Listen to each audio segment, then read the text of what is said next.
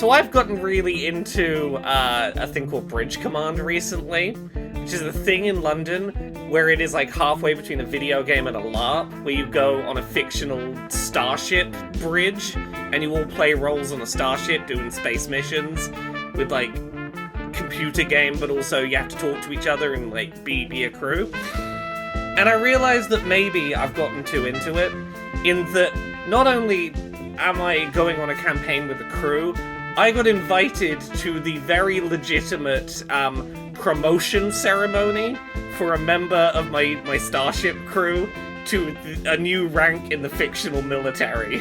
I mean, I know about there's a VR game of this for like Star Trek. It's not officially Star Trek licensed. This is not officially Star Trek licensed. This is legally distinct Star Trek. Go do like 2 to 3 hours at a time of stuff is firing at you and smoke is coming out of the consoles to do missions. But yeah, I got invited to someone's like promotion ceremony, and there was something in my head that went, you're being promoted to a higher rank in the fictional event, and it's very weird to get like a formal promotion event invite for a fictional thing. I assume it was interrupted by like a Bjork dodecahedron coming in to blow it up. Is that what occurred? So far we've not encountered the Bjorks yet, but we've fought space pirates. We've been trying to smuggle people through dangerous bits of space, and I would be the Worf. I would just be insisting that we blow up everything we encounter. Oh, it's very fun when you get randomly paired with, as recently happened, a stag do, and you're on a mission that is meant to be diplomacy, and they're all, like, they were fairly well behaved, but they were all a little bit drunk and a little bit eager to start firing at ships that we needed to do diplomacy with. It's not great when you have to, like, bullshit down the phone to someone, like, oh no, it was a training exercise. We'll send you a fruit basket to apologize. We're very sorry. You win diplomacy if there's no one left alive to argue with. Is it a persistent world? Like if you piss off the Flingons this week, then next week are they still mad? Yeah, they track your shit from like mission to mission. So like as happened in one of our missions, someone who didn't understand the controls on their desk might have accidentally fired on some civilians, and I am now aware that if I go back to that bit of space, like, we did end up, like, saving them from quite a severe attack, but there is, like, a group of civilians in that area that are going to be very wary of us anytime we come visit now.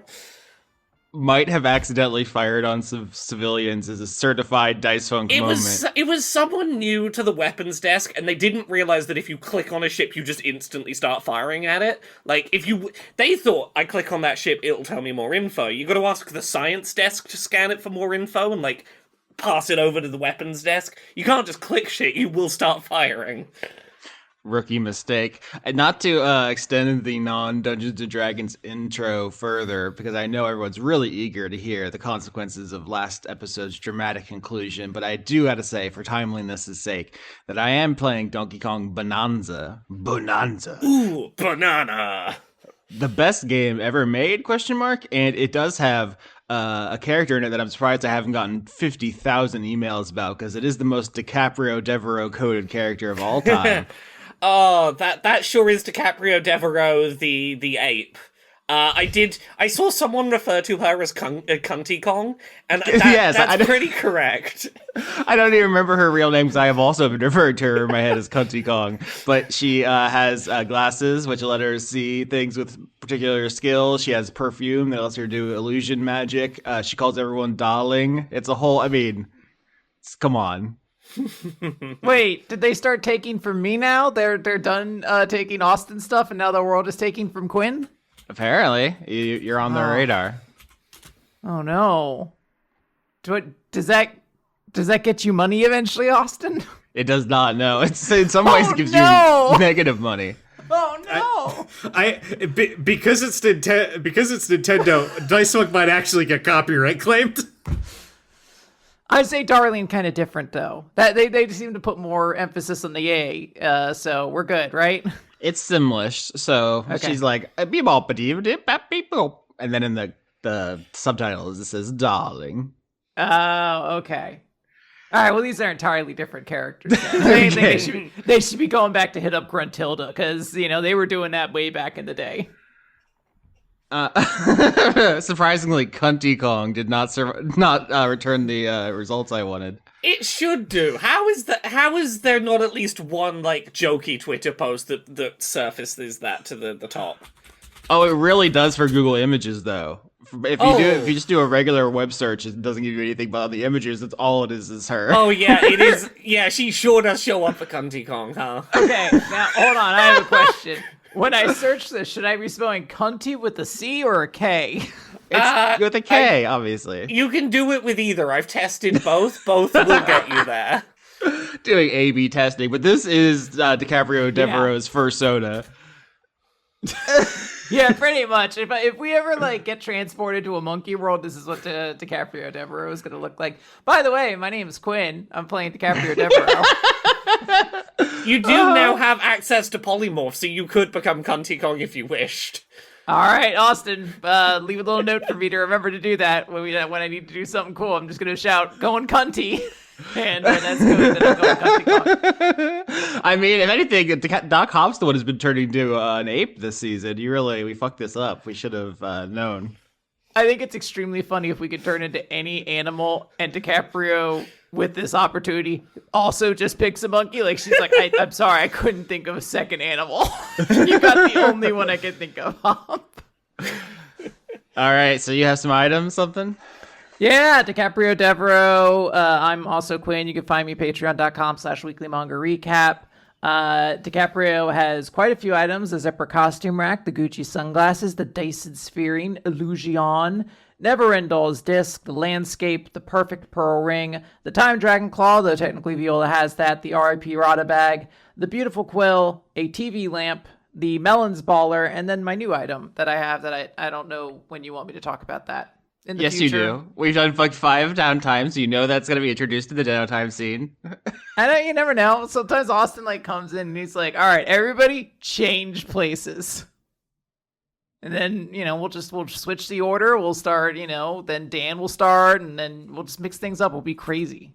Yeah, hi everybody, I'm DiCaprio Devereaux. No! You're being a real Kunty Kong right now. Hi everybody, I'm Dan. I'm playing Rex Maximus. I got some magical items. I got a gavel to dispel magic. I got a key to the city. I got the Surgeon General's coat. I got the epaulets of the leader. I got the golden gloves of contact mic. I got an anvil and I got Humdrum's ring. I had a magical cursed doll, but I gave that away. Fuck that. That doll sucked dick. I'm in a bottle right now. Anyway, goodbye. Bye. I'll miss you. Can you, Dan, Austin, can you put an echo and a reverb to Dan's voice to make it sound as though he's speaking from inside of a bottle at this point? Yeah, absolutely. As I've said many times, when I was younger, as a small child, I would take all of my toys out of my toy chest, and I would simply climb inside and shut it around me, because it felt safe. And your mom never suspected anything. I don't know what you're implying. Clearly a very normal thing for a child to do. Your mom was just like, that's that big personality in him. Yeah. I'm here. I'm Laura. Hi. I play Doc Hop. I have a Dragonborn form. I have a bunch of items. They're probably not the most interesting thing happening this episode with my character, but I got a trash bag of holding, pop-up book of Goblin history that's out of date, the plush rabbit's foot, the trading card deck that isn't synergistic, the plastic spy kit, the tinfoil telepath hat. I got the dire muskrat with its ornate saddle. I got a floppy disk. I've got a digital reminder watch. I've got a new thing that I'm not going to talk about yet because that's a new thing. And I'm a new kind of dragon. Is now a good time to talk about the decisions I made about that new kind of dragon that I am? Yeah, everyone was really hoping it would be 10 full Christian minutes into the episode when we addressed the consequences they've been so eagerly awaiting. I, of course, am Grumpy Kong, and I will fight you with my giant machines as they pulverize your body. Patreon.com/Austin. Please, I love you. Please, I'm dying. Last episode. DiCaprio Devereaux put Rex Maximus into a TV lamp with a spell imprisonment to prevent him from interfering. as they aligned with Gertrude and crushed the army of Enobarbus and Bolingbroke, who has been revealed as a shadow dragon? Question mark. Off screen, you destroyed all those people. You turned the tide of the Civil War, and now we are going into a downtime that's going to span a decade. So a lot to think about, a lot to describe and discuss, a lot of consequences to talk about. I'm very interested, but where do we want to zoom in first? There's a lot of ways we could play this. You are now a special kind of dragon. That's the first thing. So if you want to set like a scene on the battlefield, dead people all around, you've crushed them all. Laura, this is a big moment for your character. I'm gonna need you to remind me, what is the word for the kind of the category of dragon I'm becoming now? It's Catastrophic. Catastrophic. That's the one. I did not make this up. That's just a thing from like 30 years ago that they've never brought up again, and I found it in the archives in a dusty tome. Okay, so the deal from last week, as I remember it, is that Gertrude is going to basically take all of the residual genie magic that's floating around this whole place and pour it into Hop, right? 100%, yeah. Yeah, so I don't think that Hop knows entirely what this is gonna do to her going in. I don't think she's going in with like an image in mind of what she wants to channel this into. She's just gonna let the catastrophize as it will. So, in the middle of this very big battlefield, on the aftermath of Brother is in a Bottle, she's just going to turn to Gertrude, arms wide open, and go, let's see what this does. And I had a lot of thoughts in the week as to what kind of global catastrophe would be an interesting one to turn into. And what is I need to find the words for the thing. Unfortunately, because of your word choice, I'm gonna have to say Creed's With Arms Wide Open is playing during this climactic scene. So as all of this genie energy starts to pour into Hop, her body starts to lose form. It seems to almost be bursting at the seams, as if the previously flesh form that it was is struggling to hold itself together, and it's unclear whether it's due to a lack or an excess of something going on, before she very dramatically explodes into a dragon that appears to be made of steam. Hop is now a hydrothermal explosion dragon. Yeah, that is the closest to a steam catastrophic event globally I could find. It's when hydrothermal vents get too much pressure and turn into big steam explosions. Hop is now the equivalent of a steam engine that you didn't let the pressure valve off enough, and steam got pretty violent. Laura rocking up to a normal D&D table, like, oh, you're playing an elf, huh? Oh, that's cool. Just a normal elf, right? With like 2 legs, 2 arms, a head. Yeah, cool. I'm just an explosive, catastrophic steam meltdown. Who are you really playing D&D if you haven't done a campaign yet as a catastrophic hydrothermal explosion dragon? Just kind of fucking around, not taking it seriously, then, are you? And I think as this starts to settle, Hop's form is stabilizing, but if you look too long, it kind of looks like she's constantly a little ethereal and a little at pressure. Like, steam should not be able to be at pressure when not in a container, but it sure seems to be here. I've described Gertrude a lot this season as like expanding when she gets upset, and like her body like billowing out of its like corporeal limits, seemingly. I think, you have that kind of stuff going on. It wasn't predetermined that you would be steam based. You could have been anything. So this is interesting because you're obviously more similar to her. But in your resting state, are you could you just go about your business and people wouldn't notice if you were very calm? Would they still think you were a steel dragon, or are you now completely obviously different all the time? I think it is going to be pretty quickly visually apparent that I am different. Like, I think this is one of those, if you see Hop at a distance, you might go, oh, that's Hop. And you start getting closer and going, why does it look like both I could put my hand through Hop, but also, like, she's about to burst outward? Okay, so it's going to be... I swear Hop didn't look like that before.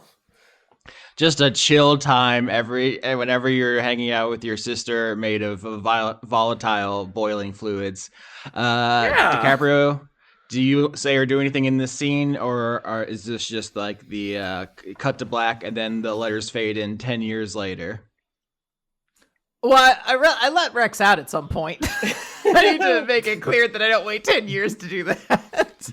Sure, yeah. I mean, I was going to say that as we move into the downtime, each of you are going to tell me what you did over the decade, and we're going to get some more narration. But yeah, I think obviously you don't leave Rex in there for too long. If anything, it's like the same day or something. It's just, I think a cool thing about this season is that because we're jumping in time, we don't have to linger in like moments that would be bad audio. Like, I don't think Rex would be in much of a mood to adventure or have fun jokes with you two right away, which would make for a bad podcast if we were doing a more traditional campaign where it's like, all right, for the next 5 episodes, Dan is just going to be unpleasant to everyone. Obviously, we can still deal with the consequences. There still is emotional fallout, but we're going to move to where you're more on talking terms. I would like to, and you can, I guess, cut this out if you'd like. I would like to briefly touch on what that immediate release looks like, because I do think I have a relatively interesting reaction to that. That's exactly what I want. Yeah. Yeah. Yeah. Well, I guess first, does DiCaprio have anything to say in the moments of her sister immediately becoming a steam dragon? I think DiCaprio is very she is happy. She is not like upset or like jealous that Hop is becoming this incredibly powerful dragon. But I don't think she's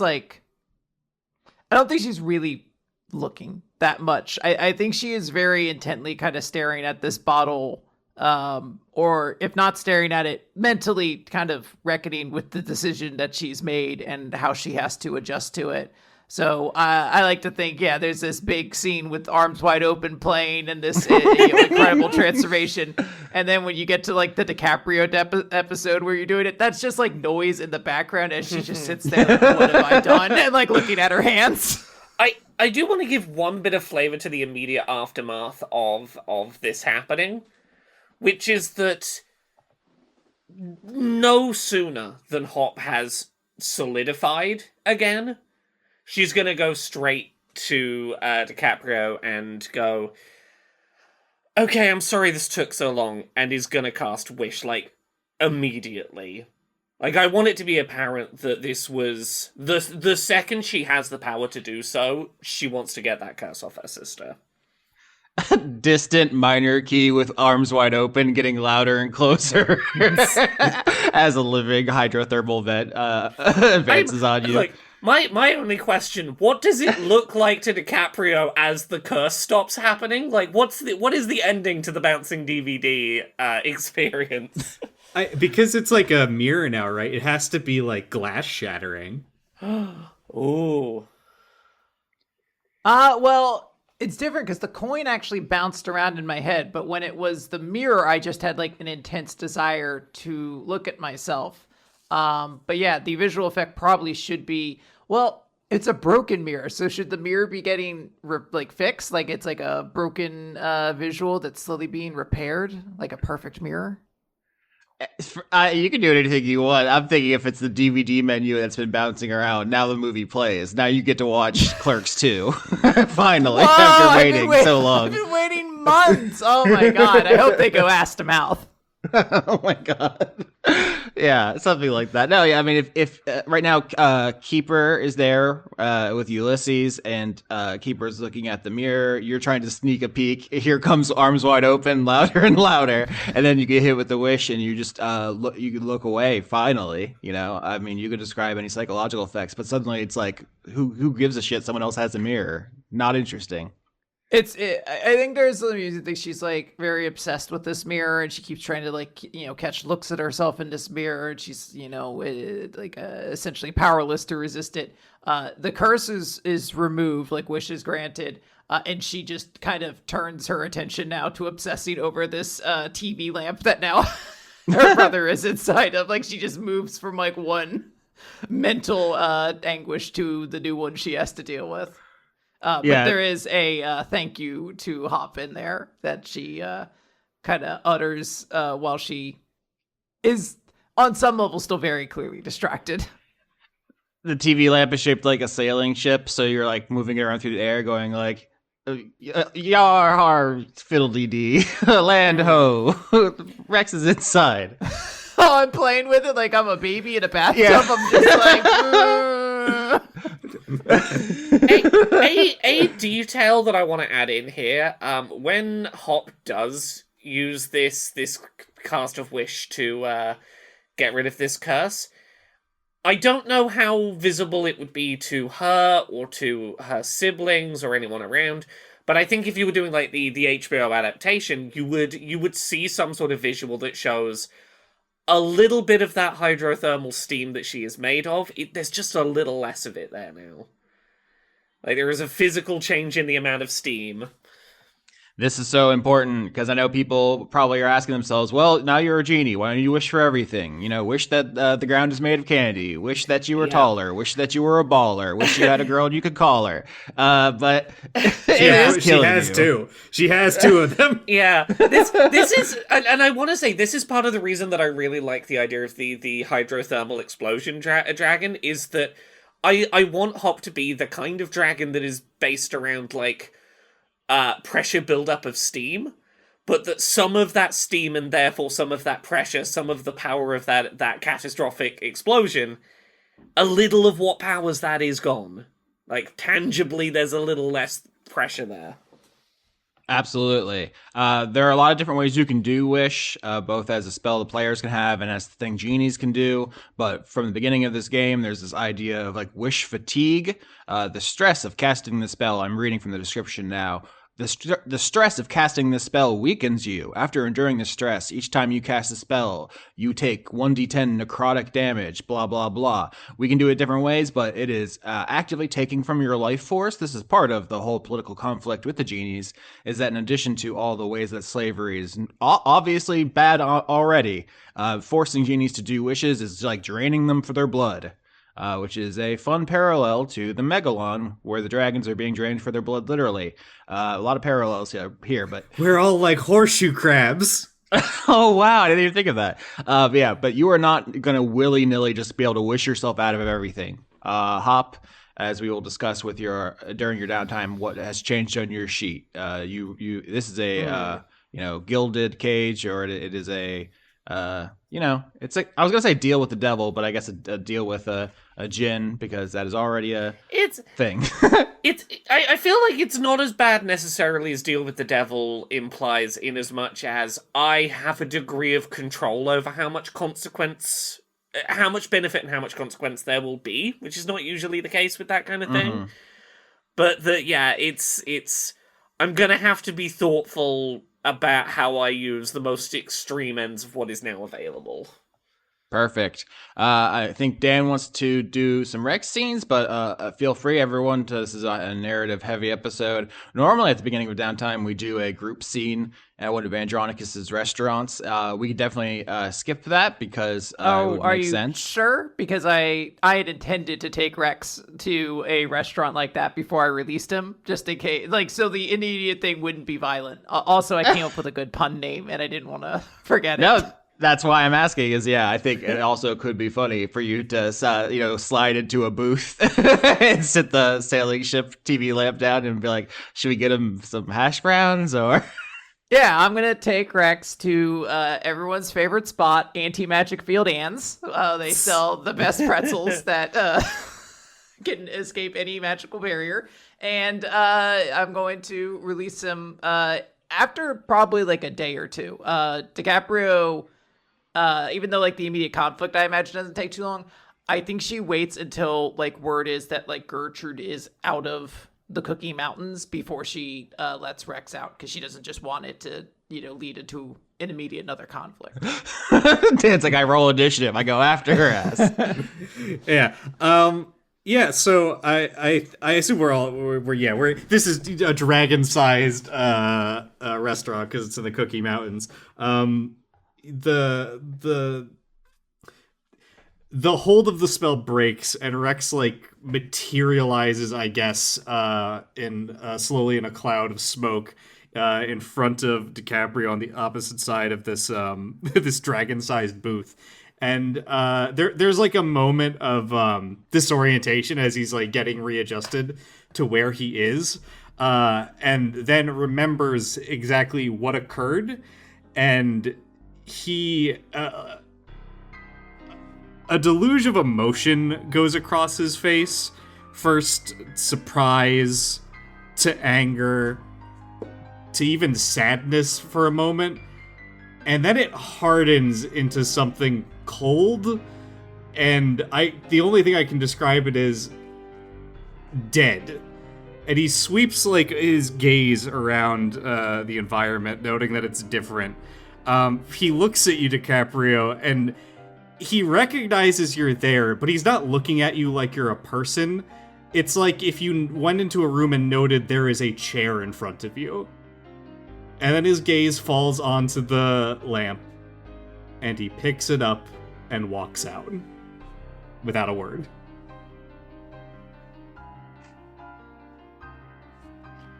Can I eat his pretzel? You could cancel the pretzels. They're not going to be needed. Damn it, we both have the same joke.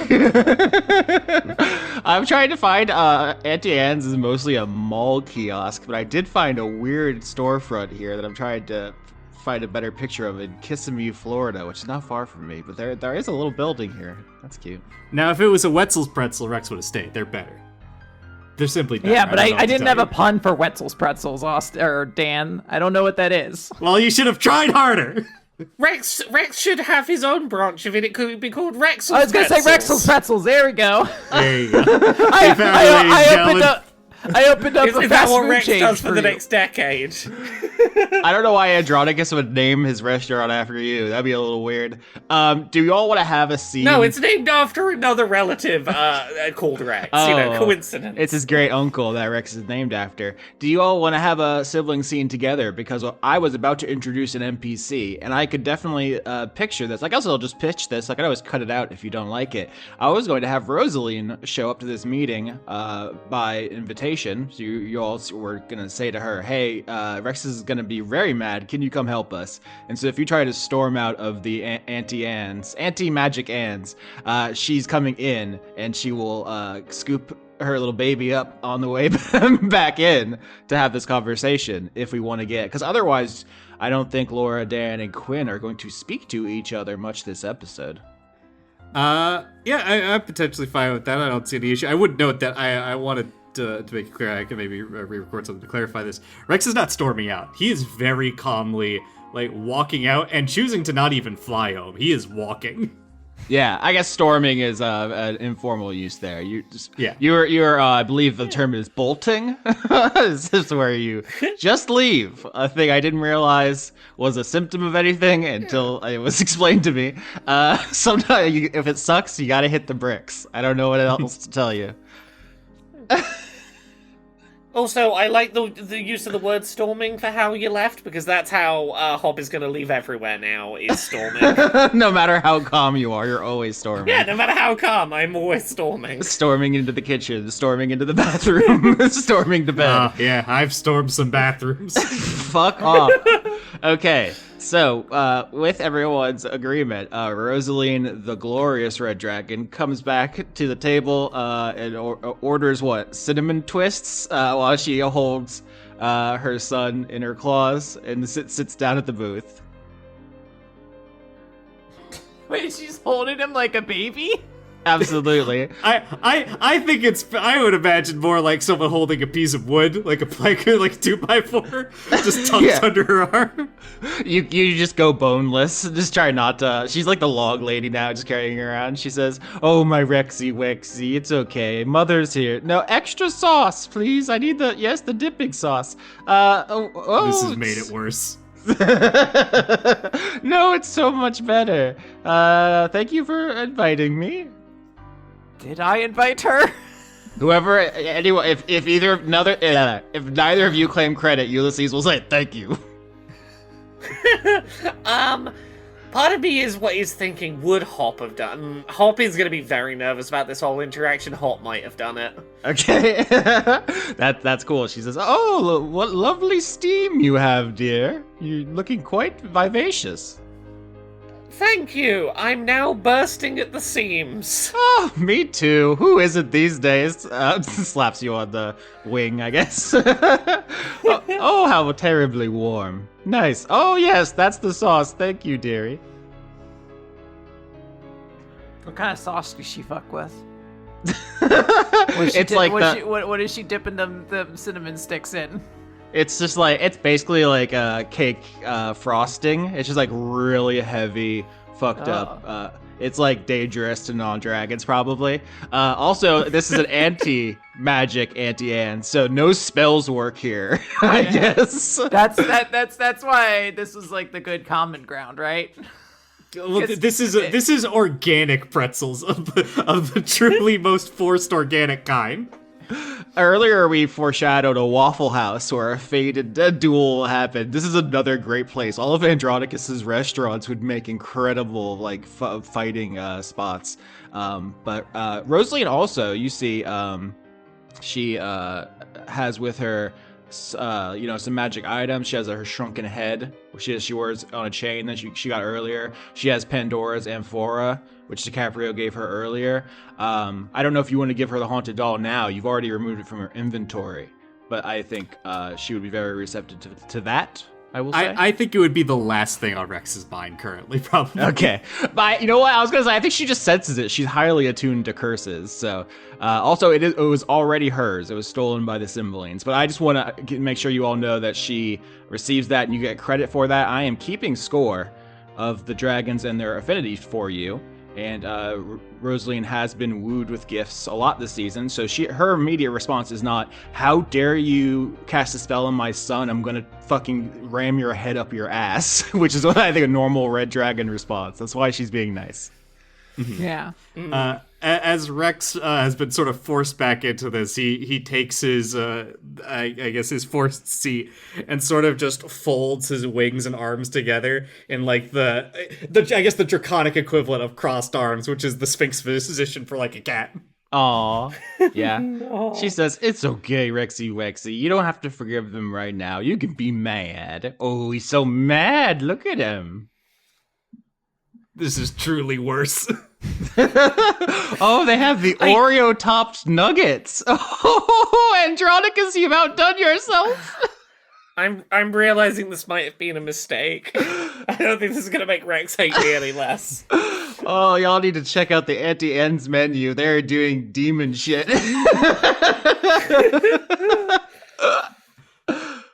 Mother, I don't think you should be eating any of these. I've lived a long life. It's fine. If we need to, we can go somewhere else. We could go next door to Offal House, which is Waffle House, but it's run by a bunch of cow people. Fuck off. A Minotaur only. Hell yes. Yeah. I love you all so much. This show would fucking suck without you all. If it was just me, I would never think of Awful House. I thought it was a steakhouse. I'm not allowed in there anymore. I'm dying. I mean, look, I can't blame you. They shouldn't have made the servers look so immediately edible. Why are they so glistening? Why are they made of food if they're not meant to be eaten? Rosaline will just cut to the chase and say, "So, it appears that you've done an oopsie. You've upset my son.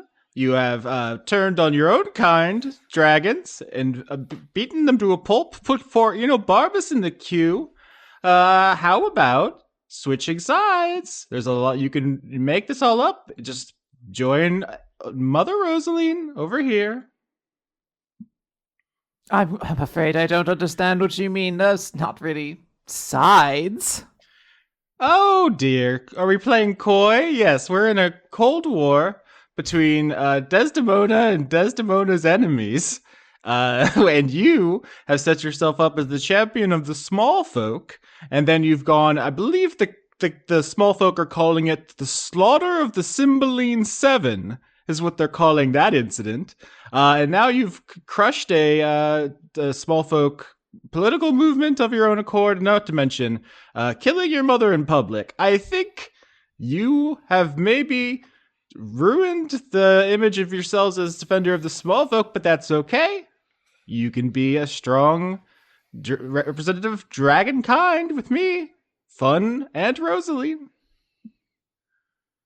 It's something to consider at some point, perhaps, as DiCaprio just lies through her teeth. Like, she has no intention of we're definitely considering that. I'll put my very strong steam body to the cause, maybe.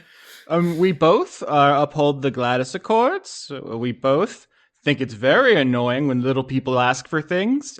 Listen, you don't have to go around kicking them. We just agree that they shouldn't have the power to turn into dragons. It would be very destabilizing. It would tear our social fabric asunder. I mean, you've already made that choice, haven't you? Also, quickly to note, as the Gladys Accords came up, we still don't have any leads, do we, on where the duplication machine ended up? Nope. Right? Not yet, nope. Dan, your question was who made that decision already? Was that towards Hop? Yeah, that was to them. Because they're protesting this, but they have very much made a choice on this already. Yeah, and that's also what Rosaline... That's Yeah. what Rosaline is saying as well, is that there basically, there have been, I think, several decision points recently, and they've all gone against small folk. So at a certain point, it does seem like your words and actions are misaligned. But I just want to get this on the record that if you're going to be the champion of the small folk, that's going to be extremely difficult now. Yeah, DiCaprio is actually pretty okay with that, though. She's recognized, honestly, probably a small blip in the radar since, Barbas will just come back in a couple years, that she thinks she can weather this pretty easily. And isn't thinking about the other option because that's just more stress that she doesn't need. So she's just like, yeah, of course this will work. I'll manage to find a way to smooth this over. Don't you worry. Yeah. And Hop can see the obvious slight clash of actions and ideals here, but also has severely pissed off one sibling and doesn't want to make it two. Oh, they put a whole dog in this pretzel. No, Mother, that's a service animal. It's servicing filling your hunger. There goes the orphan. I know I can just say any shit and Dan will come in and save me. But yeah, that is just a thing Rosaline's putting out there. If you all wanted to change your part of the Cold War from pro Gladys Accords, pro small folk to pro Gladys Accords, pro dragon, and that would be a natural time. You do not have to. And like she said, you don't have to become like insanely like dickish about it. It just means that you are not going to start turning dwarves into dragons, which is now their political demand. Yeah. Yeah, very much. DiCaprio is, how do I phrase this? I want this to almost be more of a natural thing than just saying what my character is thinking all the time. But Ooh, subtext. I do think DiCaprio is, and what I'm trying to go for is, she supports small folk in any way that doesn't inconvenience her. And so she has been very pro small folk until it was like, oh, well, they're all going to become dragons and take over the Cookie Mountains and sort of destabilize. It's like, well, I mean, they don't, maybe like some rights for small folks. Yeah, it's easy to support the less fortunate until you actually have to give something up, huh? Yeah. But yeah, that's where we are. If you all have anything else you want to say, here, now's the time. Hop will chime in with, yeah, no, you weren't supposed to eat the dog that was on that pretzel. You've got to get the special, like, pretzel dog that they make. And Hop will lean over and grab a dog that has been twisted into the shape of a pretzel. Oh my god. Why does Andronicus make these menus so confusing? No, darling, it's avant-garde. Every one of his dishes is actually a culinary experience, not just for your tongue, but for your mind and whole body as well. Ooh, defensive. That's going to be on the menus now, actually. We're working on a big PR campaign across his various restaurants. We? Yes, I'm spending a little bit of time with Andronicus, helping him manage things with his realm. It doesn't seem as though it's a particular interest in him. He's got more flavors to chase, and I have plenty of skill and expertise in the area. She shares a look with Hop, like, ooh, drama, tea, ooh, gossip. Rex, like, puts his palms flat on the table and says, "Look, are we done here? I don't think there's anything more to say. They made a choice. They got what they wanted. The situation is over. There's nothing that can be done about it." For what it's worth, Rex, I am sorry. Oh, really? So you wouldn't do it again? No, I'd do it again. Then you're not sorry. You're trying to make yourself feel less guilty and make me absolve you of what you did. Don't bullshit me like that. I'm not a child. You're my child. Ooh. It's less about absolving the guilt I feel and more about making you not feel as though you're betrayed. But I suppose, in truth, you will. Unfortunately, you can't make 1 and 1 equal 3. Actually, there's some magic spells that do that. And We're in an anti-magic hands! you should speak to Wizard Terrence Howard, and he'll actually explain to you quite a few ways you haven't been damn it. opening up your mind. Oh, I remember that story. I think before everyone disbands, Hop is gonna turn to Rex and go,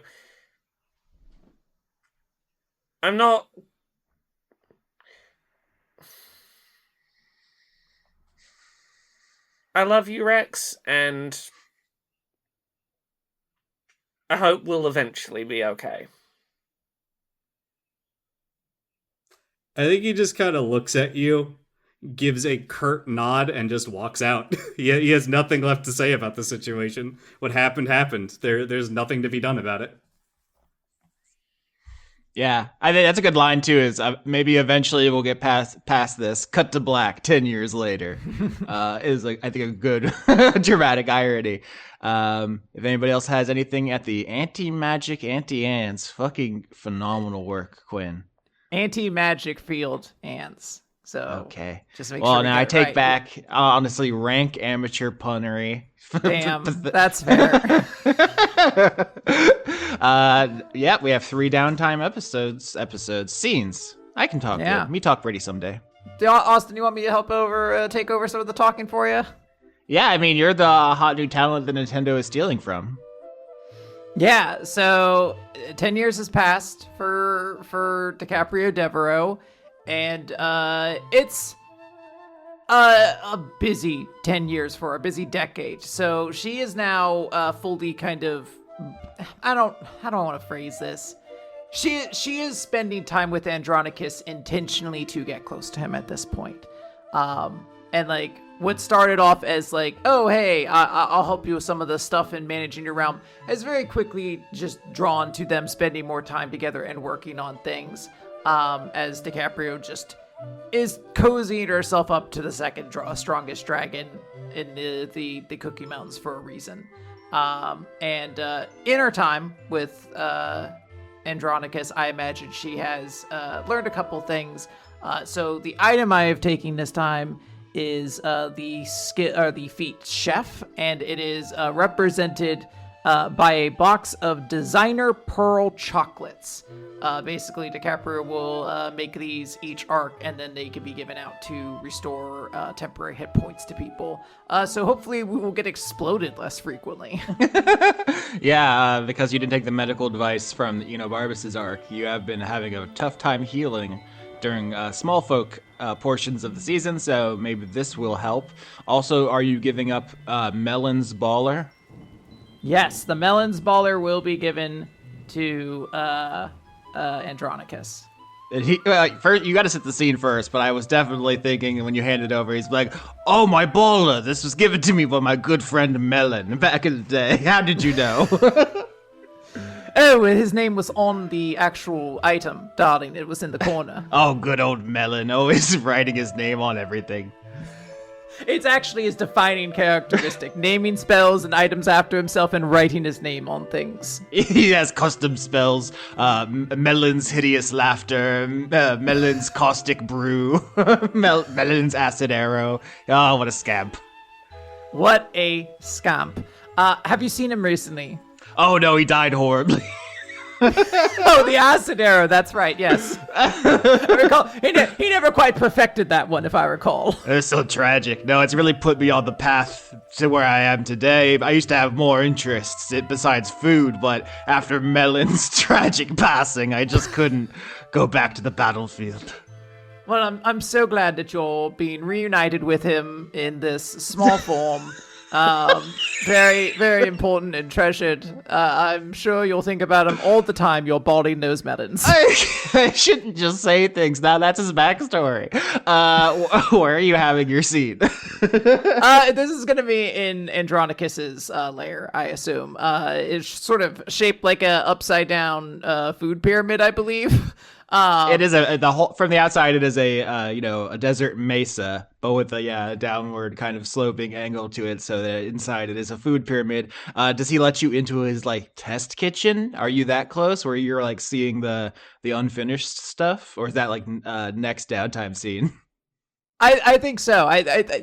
I would say oh no, we gotta place this out. But a decade is passing, and I'm sorry, DiCaprio is not the kind of woman who would allow herself to be strung along for 10 years on this. She is getting into this test kitchen. She's making inroads. Yeah, that's kind of a cool thing we can do this season is have a relationship develop further than it would be in a season where it takes place over 3 weeks or whatever. Do you ever think about that? Where it's damn, a lot of shit happened to Myra Melbeck that week.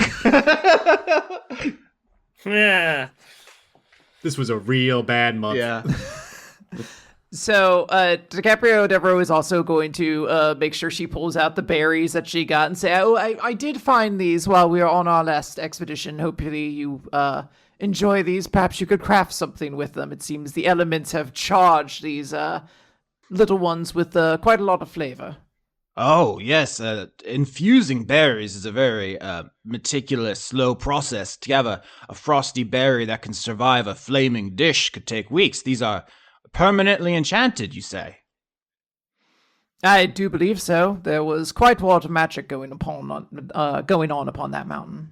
Ah, smashing. Let me see. These would go perfect with this inferno cake I'm making with the ever-living flame. It's quite a hit with some of the spicier species, devils and demons and such. Oh, absolutely, DiCaprio is saying as she is flipping through paperwork related to Andronicus's realm and how she is handling it. She listens to him, but I do like the idea that he just passionately spews about all the food he's creating, and she just kind of nods and goes along. As I don't want it to ever be obfuscated. This is as political of a relationship as DiCaprio can possibly have. There is no love for this man in her soul. Does she even like him? Unclear. This is such a Kunty Kong move. I just got to the part where that character arc finishes. So let me tell you, this is exactly what Kunty Kong would do. So yeah, she is essentially trying to she is working over things as he talks. It's just the way she does things. She's like, all right, he's gonna babble on about fire berries for 35 minutes, so let's make sure the finances are in order, let's make sure these rules are set in place, etc. Absolutely. He definitely just talks about berries for 30 minutes while you check your clipboard for all the the inflows and outflows of produce and so forth. Checking my papers real quick, Quinn, do you still have TV lamp in your inventory, or did Rex take that with him? Dan is taking it. Yeah, I was going to give it to him anyway. But he just snatched it. So I am removing the melon's baller and the TV lamp from my inventory. Okay, I don't know when or if that will come back, but it feels like it's being set up because Dan seemed to take it. Who knows?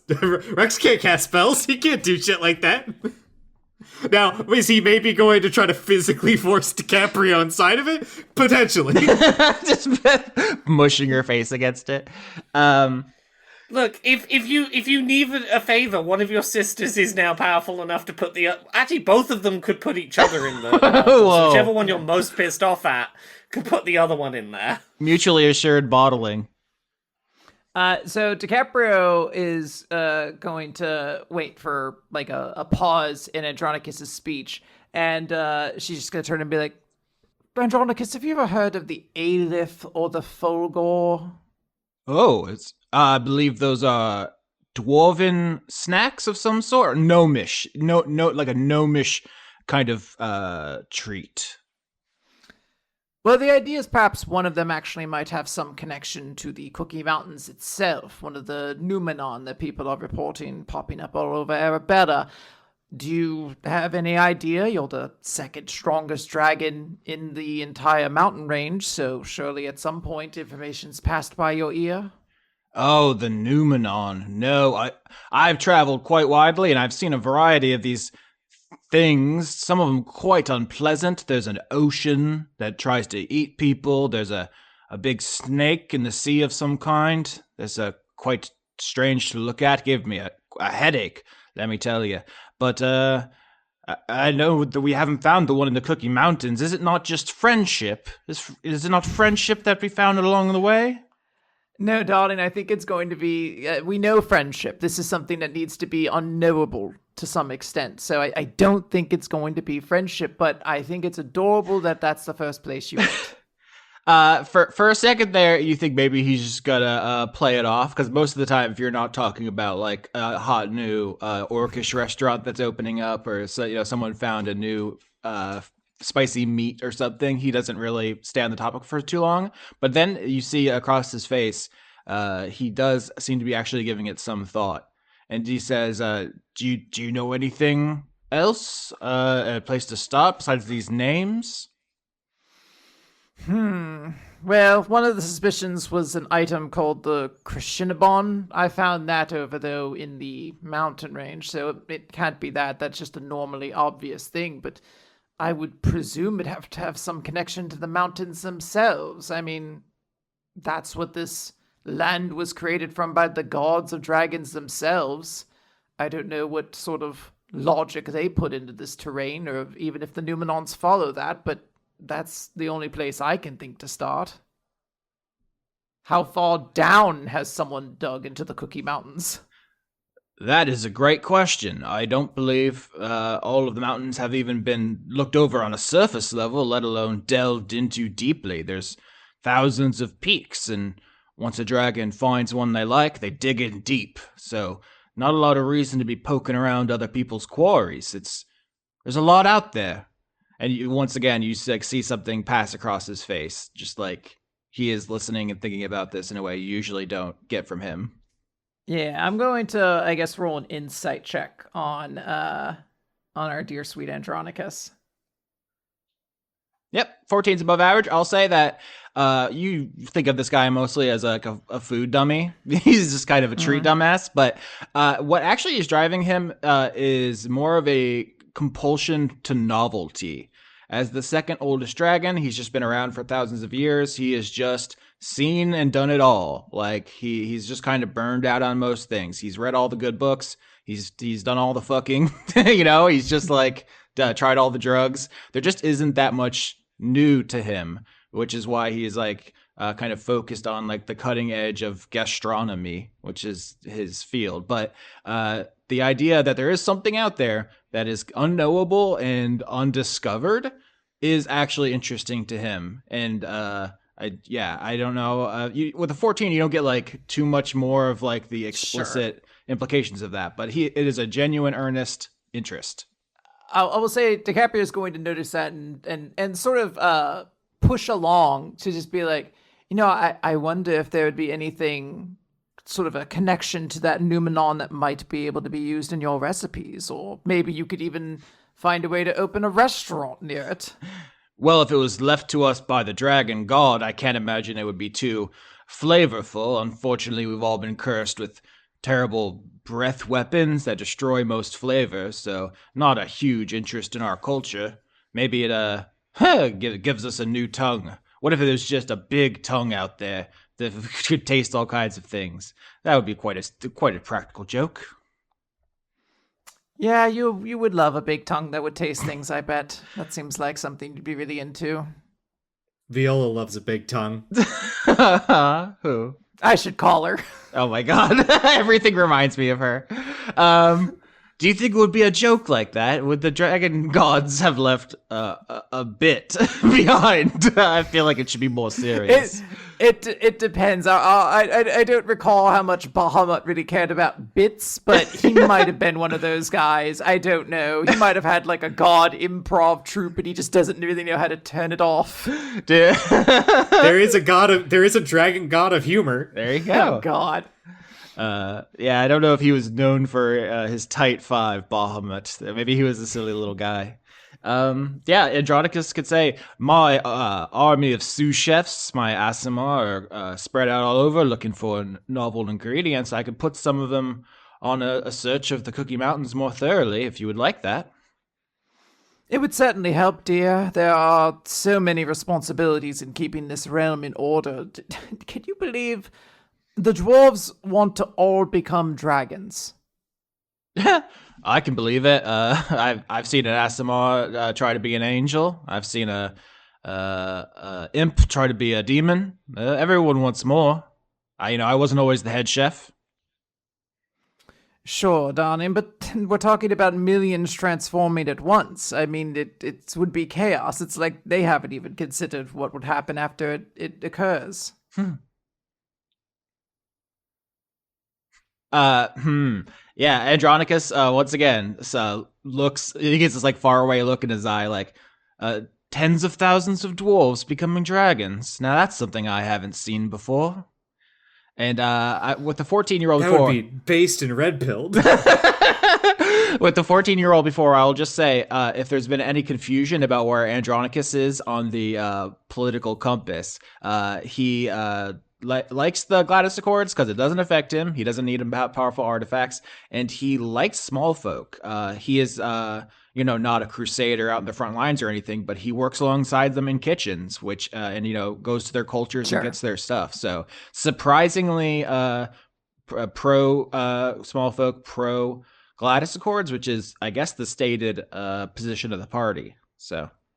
Yeah, and DiCaprio is, probably has talked to him about small folk things before, so she has made it clear that she doesn't hate small folk or anything like that, but she is also venting about this situation and trying to get someone else's opinion, and then I think she hears that is his opinion, and she just goes, mentally, that's why I don't ask this man for his opinions. I just let him cook and handle his shit for him. Yeah, his opinion isn't like we must liberate them now. His is like if they can all turn into dragons, that good on them. Cool, nice. Put it on the gold star in the fridge, buddies. He also is personally powerful enough where he doesn't think he would be affected. He's like, okay, maybe 50% of the weaker dragons get killed off in the rebellion or whatever, but he's like, I'm hot shit on Fuck Mountain, so. This does actually make me think, what was your relationship with our dad like before everything went down in the old world? Oh, the stories. Old times. I don't know if you, I could tell you, but I don't know if it is improper to speak ill of someone's family members, and I don't want to start any drama or problems. Darling, there's no drama that you could possibly add to this family that it hasn't already experienced in some fashion. Well, your father was quite a opinionated man back in the days. He's mellowed out a lot as he's aged. He was once Whoop! Someone say something. DiCaprio's like, sure. She's being that dismissively in the same way a lot of people have like told me like, oh man, your dad really chilled out, and I'm like, that's not how I remember it, but all right, sure. Yeah, I'm not doing this to you specifically, Quinn, but Andronicus is like, yeah, your dad used to be in the CIA, and now he's just kind of a guy. Now he's just a dude. Yeah, no, that's what she said. He's like, he used to be quite a force of nature. We've clashed sometimes. This is a bit awkward to say. I may have been involved with his sister, but she unfortunately passed. We haven't really been close since. Wait. Dad had a sister? Oh, we all had sisters back in the day. It was the style at the time. It was the style. DiCaprio's gonna be like, were there any children? No, unfortunately. It wasn't really the time for such things.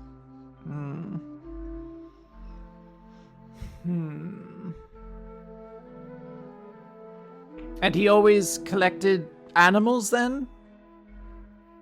You know, I never actually went to his hoard back in the old world. I don't think I've ever seen his menagerie there, so I'm not familiar. Well, you should definitely come by sometime. Dad's added a lot of very exquisite new pieces to his collection. And, you know, some of them aren't even really that endangered anymore, so we could probably slaughter a few to make some steaks out of or something for you. Yes, I have been hoping to get my hands on some prime panda cuts, but it's been difficult. There's spells you can give them. They fuck all the time now. Honestly, it's hard to get them to stop. Yeah, you have to take them to the anti-magic zone, anti-ants, to get them to stop fucking. It's the only way to break their fury. They worked out how to get them to breed so that they could open a restaurant where they sell their meat. Panda Sexpress. Fuck! Boo. Hold on, I have to write that down. I'm calling my union rep. Hell yes. Panda Sex. Good show. I don't care what anyone says. They mostly die due to chafing-related injuries now. Oh, damn. But yeah, Andronicus, it doesn't sound like he's like, actively mad at your dad, but he's basically saying, like, your dad used to be a much more of a raging dick. But then a lot of people they know died, and then they kind of got old and sad. Oh man, this is really hitting real life so closely now. No, you're good. I'm going to just sort of bring up to him, like, you know, you're second in line. Eventually, the Cookie Mountains will be under your purvey. Do you have any inclination to what that's going to look like? Well, I thought it would fall to Desdemona to take care of the day-to-day stuff. She's much more of a long-term thinker than I am, but if you're taking over that position, it'd be nice if you could handle that sort of stuff. I'm away so often. I mean, I could, obviously. The desire is there, but would it seem uncouth if the daughter of the previous person was just handling business for you without any kind of real connection to it? It would seem like some kind of ploy or something along those lines. One of the benefits of being an ancient radiant dragon who can erase entire villages with a mere thought is I don't have to worry about such things. Yes, darling, but we want to avoid the wars. I know you're powerful enough to end them almost immediately, but in the meantime, so much damage is done, and it takes decades to fix all of that, and humans are always complaining about how tiny and short their lifespans are, and it's taking up a big bunch to build that statue again. That's why I have a strict no statue policy in the kitchen.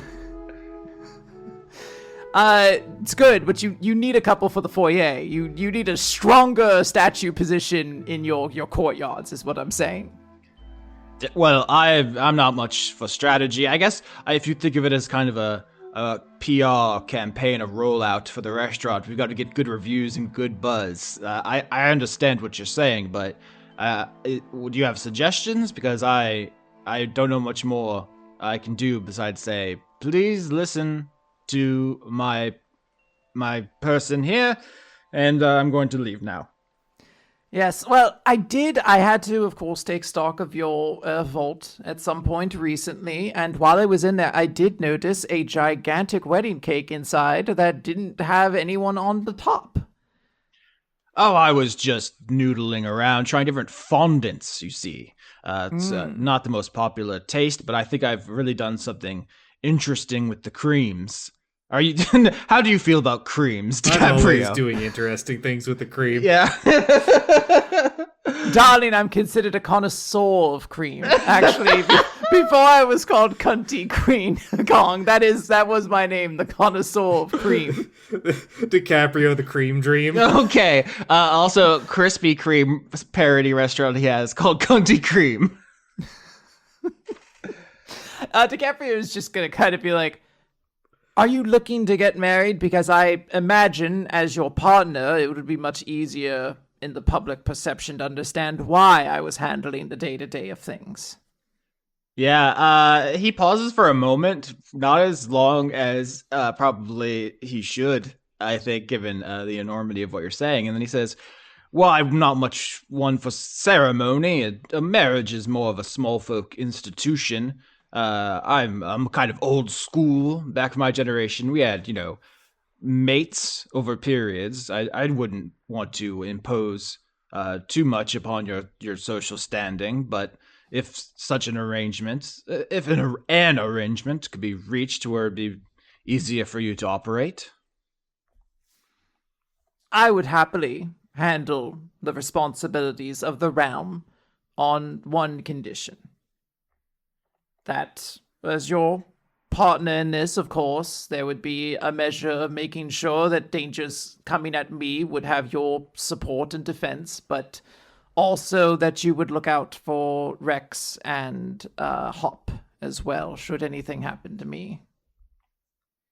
Well, I can't imagine anything happening to you.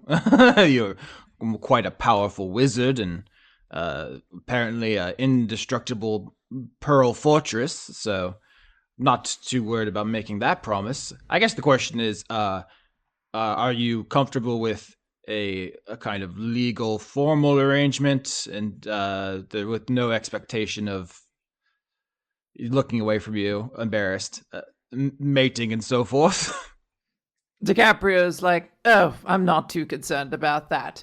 Your dishes are more than enough to send me to the bliss that I so desperately crave, DiCaprio lies.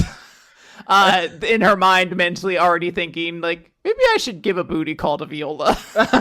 maybe I should give her a call. Now you say that, but he has created the creme brulee that makes you nut. I'm gonna put that in his inventory. Yeah, erasing the need to mate. Yeah, if you just keep feeding me that creme brulee, we don't even need to worry about that, darling.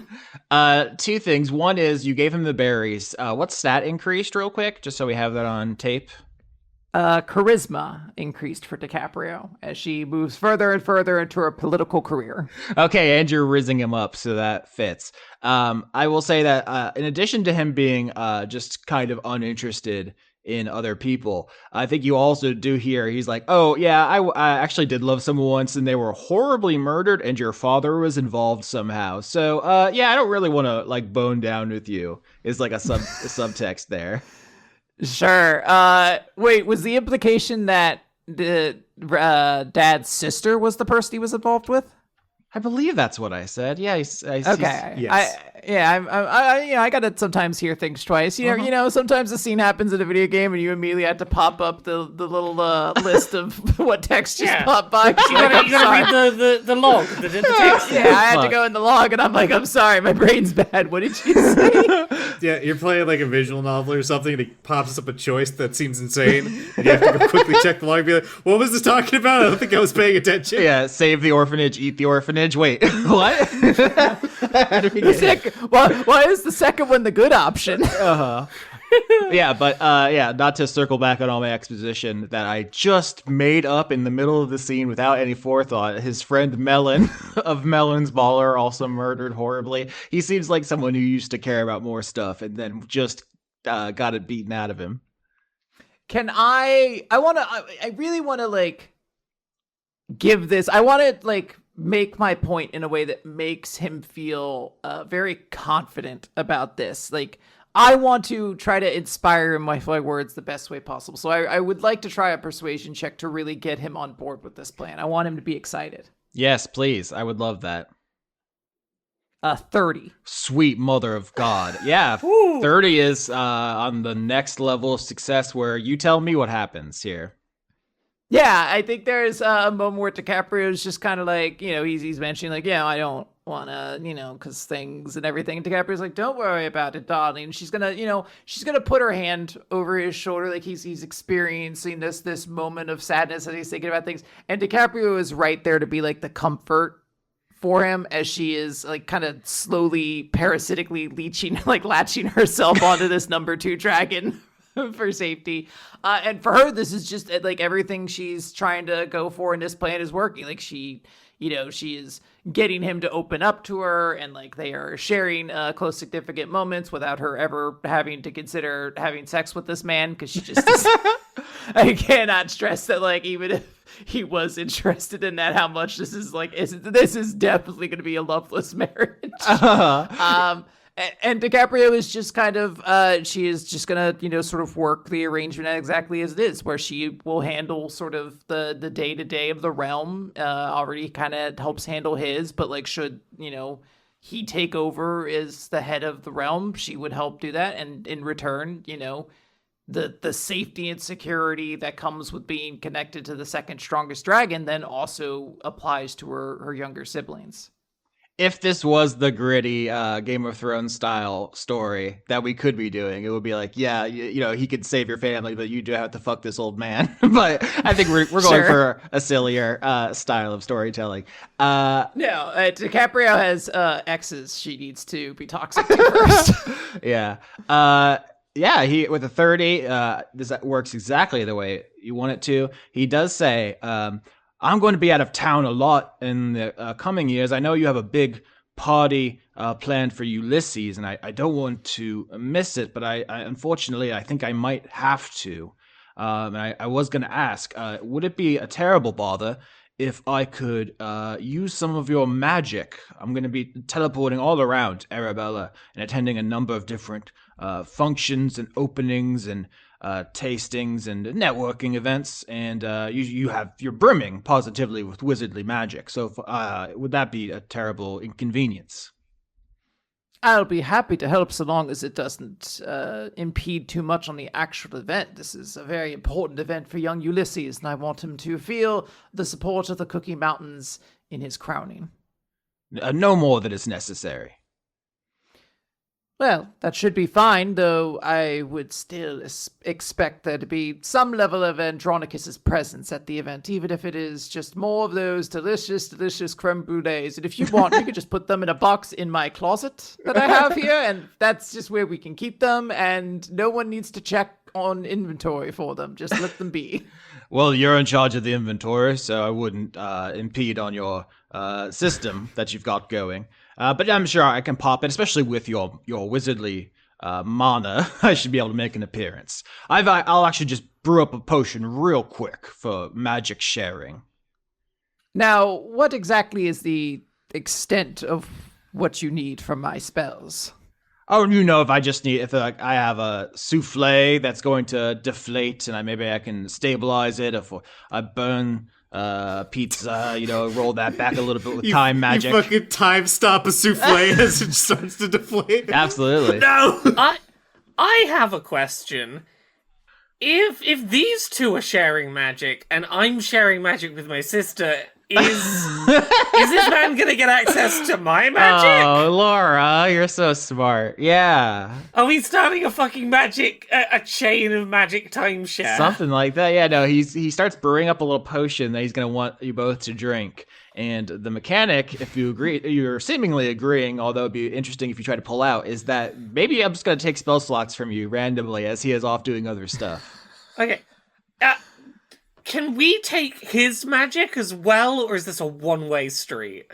I don't know why I'm asking as if I have any say in this. My sister is the one that is maybe going to sign us up for this. This is what marriage is, Quinn. You have to share in everything. Including your sister's pool I was going to say, yeah, including my sisters who did not get a chance to, consent to any of this happening. Listen, people have in-laws. It's not, you just have to put up with that stuff sometimes. I think because he is an ancient dragon and truly just exponentially more powerful than you, I do not think you're going to be able to pull anything from him. I think, this is a almost pure downside. I guess narrative upside in that he will be nice. I will say this. DiCaprio will agree to it on the condition she will mention that her and Hop share some level of a magical link. And she's like, it's fine, but we need to make sure it is done in a way that you are only pulling from me. Hop is not, she is not giving up any of Hop's spells or magic. Oh, I've never done anything like that. I can't make a promise that it won't have chain of consequences, but I guess I can do my best. Can I roll an Arcana check to help him come up with a solution to this? Yep, absolutely. I will say, Crit 31. Holy shit! Oh wow! I was gonna say that I think Hop would have viewed this as like, oh, I came home and you've offered up my bedroom to the in-law that you didn't announce was going to come and stay. It's like, okay, this is an inconvenience, but it's fine. But I guess it's solved. Yeah, it's 31. I crit. I'm like, no. You found an air mattress in the cupboard. It's fine. Yeah, no, darling, you had to put cinnamon in it. Okay, you crit, so you win, I guess, on this. Here's the mechanic, is whenever you cast a spell, I'm going to roll a d10. And if you, if it's a 1, you lose a level 1 spell slot. If it's a 2, you lose a level 2 spell slot, etc. 10 is a free space, so you don't lose anything. With this crit, you can choose if it goes through you to Hop. So you can just say no. With a crit. Yeah, I'm saying no. I think DiCaprio, especially right now, is trying to do everything she can to protect her siblings, and she would not want to inconvenience Hop in any sort of way. I'm assuming Hop isn't going to know this is happening, but I will make it known, if you tell Hop, she is happy to share her slots. Yeah, I think DiCaprio... But that is on you if you want to make Hop known. Yeah, DiCaprio is just going to make this decision now and say no. It's just going to... It'll just take from her. I do wonder if I'll be able to feel the first time that you lose one. Very possible. All right, I think that's the scene here. Ran a little long, but we're deep in the drama. Yeah, we're gonna next time. I'm gonna come up with our vows that we're not going to say. Oh my god! I do think when he asks if you can do the potion, and you say yes, he gently corrects you and says, "Yes, chef."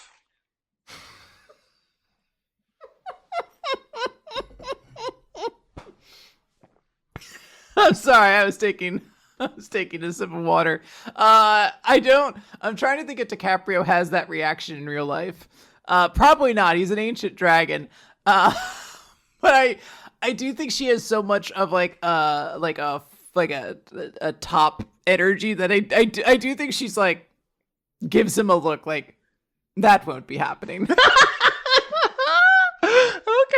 Yeah, chef culture is absolutely psychotic. I don't know how we usually spend time in kitchens. It's basically the military. I mean, it's based off the military. Yeah, I can't imagine anything DiCaprio would want to do less than refer to Andronicus as yes, chef. Fuck, you crit after getting a 30 on the other check, so I can't even. It's like it doesn't make sense for him to big dog you. He tries, and you're like, "That's cute," and you walk out. Yeah, DiCaprio is just like, and then just walks out of the room. That's nice, old man. I'm taking this scone. Bye.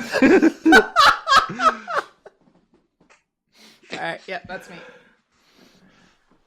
Oh, me? Oh, I've got to get all messy with relationships and such. Yeah, well, it's all gonna hand on the ball. So in our production group chat, someone made a joke. Dan said it was, what if it was like a Three's Company episode where Laura schedules 2 dates with the 2 blue ladies, and then she has to run back and forth between them. I said, I don't think I can do that justice, and then I realized I have 3 incredibly talented co-hosts. So for this seed, I will be playing the part of Lady Falconbridge, Fiendish Dragon. Who else is going to be in this scene? I believe you told me I was playing Gertrude, which, do you want to quickly give me a refresh on the bullet points of Gertrude's character? Because all I remember is she calls Hop Master. No, I actually gave you this specifically because she's a pretty open book and pretty simple. She doesn't have like a lot of background machinations because she's been in a jar for 10,000 years. So she doesn't have like a horde or lair or small folk to worry about. The thing I'm going with specifically is that she has an extreme relationship with control after being imprisoned for so long. So she will not bend on anything where it seems like she's ceding control. And the fact that she calls Hop Master is ironic. And she is in fact extremely possessive. I think last episode I said she is going to change your body, Hop, so that you don't need the prosthesis anymore to drive a wedge between you and Falconbridge, and you're like, I cut it off and replace it. That is, I think, going to be an interesting point because, I think maybe this is too strong. Gertrude basically thinks she owns you now. Yeah, that's going to be a whole thing. So... I don't... Did I cut the arm off last episode, or did I talk about the idea and not do it? You said it in a tone that was, like, plausibly deniable, where you could say, like, I was just joking, or... Okay. So... I'm gonna put an alternative on the table. I am a dragon that is made out of steam.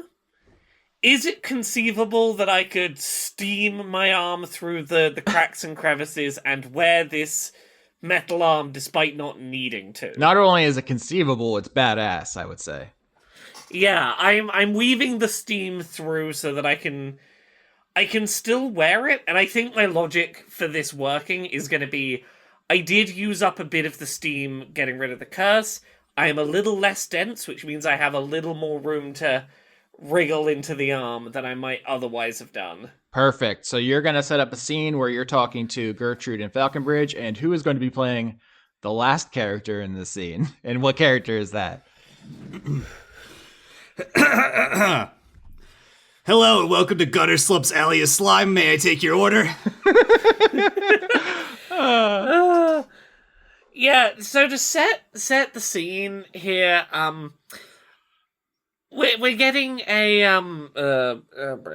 Ulysses. There's a party being set up imminently for Ulysses, correct? Correct. That's the next arc. I think I said that a couple times recently. Is over this decade, DiCaprio is like auditioning small folks, and all of you are looking into possible hordes, possible layers for Ulysses, and then it's all going to culminate. The next arc is like when he decides you're gonna like throw a ball, or as Quinn and I said, I think the Hellfire Gala, which is like a fancy thing in X-Men where people all show up.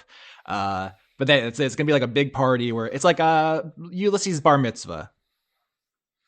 Yeah.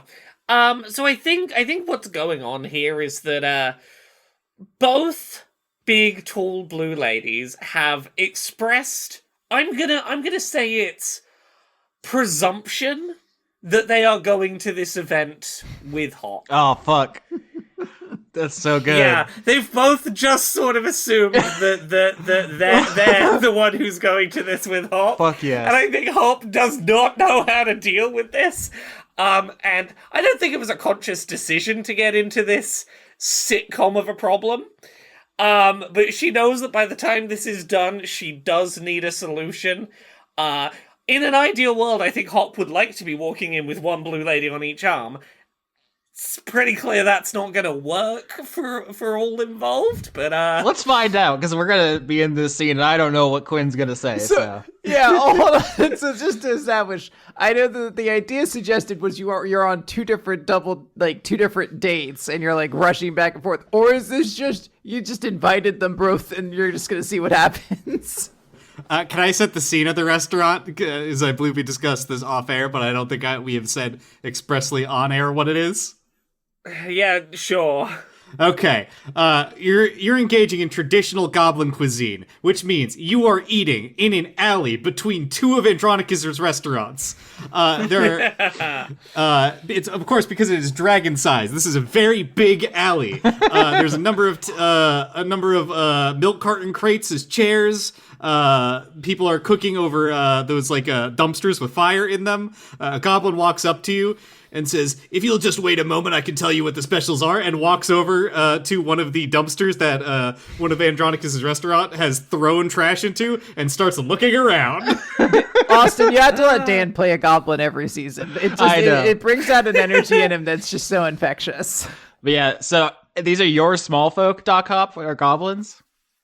Yeah. So to the question of, is this running back and forth between two tables, or I've invited them both to the same table, given the setting of this is just an alley, it's not like I could be like one of the tables is the other side of a pillar or anything. Oh. I do think it's maybe funnier if Hop has invited both of them under the unspoken pretense, maybe, of like, it's just dinner with my two best gals, you know? Girls' night in the alley. You're between the Panda Sexpress and the Kunty Kream. Fucking hell. Should I, at the top of this, get out the way my things I got for my level up? Because I don't think there's going to be a good place to, like, smooth them into this toxic Yuri mess of a scene that's about to occur. Yeah, you think it's going to be difficult to bring up naturally that you have a new boon? You don't think that's just going to flow with the conversation? Yeah. I get epic boons now. And the one that I've selected is the Boon of High Magic, which gives me a level 9 spell slot. So that I can cast DiCaprio's level 9 spell without using up DiCaprio's only chance to use that level 9 spell. I have my own ability to steal my sister's spells now. And use them a little guilt-free. Makes a lot of sense, because Meteor Swarm was the only reason you won that fight against the Shadow Dragons. I think you were about to get completely pummeled if you had turned into an ape and tried the big rock strategy, for example. You don't know. Okay, you probably do. You were looking at the stat sheet. You probably do know. I was looking at the stat sheet. Yeah, no, it seemed like you were toast until you did that. Yeah, so the other thing I get for my level up is I'm getting an item that's going to bestow a feat, and that feat is going to be heavily armored, which means it would give me +1 strength. I'm at max, that does nothing. But heavy armor, I can wear heavy armor now, which will mean that instead of my AC being dependent on my really, really, really shit dump stat, it will be a static number. I haven't discussed this with you, Austin. There's a couple of different pieces of heavy armor that have different ACs. I don't know which one you're willing to give me, like what AC you will permit me to have. Yeah, because you're all dragons, in a normal campaign, I'd be like, start with the normal one, and then maybe you can find an upgrade later. But you're all so wealthy that basically it's unquantifiable. So if you want to go straight to plate armor, 18 AC, disadvantage on stealth checks, I am okay with that. I think that makes sense if you're open to that. Yeah. Warlocks usually not built like brick shit houses, so you have an unusual situation here. Yeah, they don't usually have 20 strength either, so, I'm playing an unconventional one. Yeah. Right. And this is a gift 18... from Lady Falconbridge, one assumes? Oh, yeah, I think so. Which, again, is just going to add to the mess that this scene is. I think the flavor for this is, what did I put down here? It's a famed athlete's old gym shorts that allow me to wear this heavy armor. I'm debating between that or whether the famous athlete's old gym shorts are themselves the armor giving me the big bonus. Are these armored gym shorts? Yeah, if this was like a orcish, fighter like Muhammad Ali or something in this universe, and it's just like extremely resilient or something, that's fun, especially because Falconbridge has celebrity memorabilia, so it would be like the best equipment from the best guy. I'm reminded Gertrude's outfit before she went off to war was the Foot Locker uniform of the American clothing brand, if we recall. Are you wearing that to the date, Quinn, or does Gertrude have a new look? I do think it's funny if she just keeps showing up in the same outfit. Like it just like it keeps getting more covered with like blood and like the signs of war and stuff like that, but she just keeps rocking it like every so often, just sort of prestidigitation some of the mess away. Yeah, because I'm thinking like genies don't necessarily know that much about dragon culture, and this was clothes that she got from Hop, so she's like, yeah, this is my Hop seeing outfit. Yeah, it's just that it looks That's like what I wear when I see Hop. A referee. Can her clothes be dirty? She is actively steam cleaning them. They can't be wrinkly. We can all agree on that. Yeah. Yeah. So yes, but all three of us are sat at one table in the very big alleyway. I think Hop opens with it's not quite as good as going inside either of the restaurants for the food directly, but you do get the best of both menus, which I do think is like worth the very slight secondhand nature of the food. Falconbridge says, I've noticed that all of Andronicus's restaurants have been running very smooth lately. Has something changed? The wait times are down drastically at both Panda's Sexpress and the the Awful House. Yeah, my sister's been buttering them up, and I'm guessing that's helped. I don't mean buttering up in terms of like actual butter. I know that might make sense for a chef. I don't think they're up for that. I bet he's into that shit. I wonder if she remembers his name after she's done buttering his ass. Is it usually Tramp, like yours is? I'm sorry, Master. I think this is ridiculous. Why is she here? She's in my spot, the spot that looks at you the best. I think you can take turns in that spot if you like. My turn now, and I'm gonna push Lady Falconbridge. Holy shit. Yeah, strength saving throw to try to grab her spot. I think she is a blue tiefling right now, not her draconic form, so she's not as strong as she could be, and maybe 19. Now it's a fight. Yeah, she grips onto her seat. What's that anime where like they have to fight in the pool with their butts and boobs exclusively? Keijo, I think, or something. Yeah, it's just a Keijo match they're having right now, trying to take the chair. Is this the fan service episode? No, Falconbridge says, you don't even need a seat. You can float. What the fuck? You're getting her best light. This isn't fair. You won't even know how to appreciate it. You've got too much shit in your eyes. Oh my god. So, what about the combo platter, huh? That's maybe a good place to start from the menu. A little bit of both appetizers from both. I love to taste it with my physical body and my flesh. Having flesh, so good. I bet it's great. Hey, what's your name again? No one knows. Hey, where's that waiter? A goblin strolls up and says, terribly sorry, there is in fact a slight change to our specials tonight. We no longer have the Pandas Express orange chicken. However, we do have a orange chicken stuffed raccoon foie gras. And in the background, you can see a goblin actively in a fight to the death with a raccoon who has eaten the orange chicken. Okay. Oh, poor raccoon. I will take whatever is steamed, and my friend here will take whatever garbage food you can find and put into a doggy bag to send her home with right now. Yes, ma'am. And you? It turns to Hop. Hey, so I brought you both here tonight because I enjoy both of your company, and I feel like there's got to be some common ground that the two of you have. It would be great if two people that I like also liked each other enough to be present around each other and not hate that experience. Maybe if we could find any common ground for that to happen, that would be lovely. May I suggest the pre-digested cud from the Awful House? Yes. Literally anything you ask, yes. Just bring it. Food, I think, would help this. Okay. He says, wait, just one moment, and he turns around a magical stone tablet. It's just gonna ask you a question real quick. I hit 0 immediately. I just pound it. Oh my god. Like, I make it as notable as possible that we're not tipping. The only options are 15, 30, and 100%.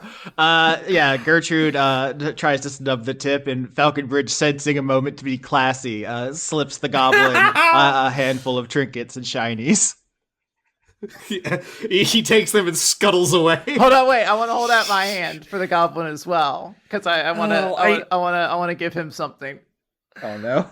Is it a 3rd-degree burn? Yeah, I'm just gonna burn him. Look,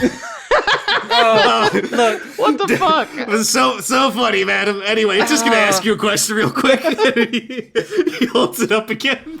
Hop does genuinely appreciate, being nice to service workers. Yeah. Oh no. Unfortunately, you may realize he's gonna keep asking this every time he comes back. Fuck yeah. Hey, I'm literally made of explosive steam. Asking once is enough, I think.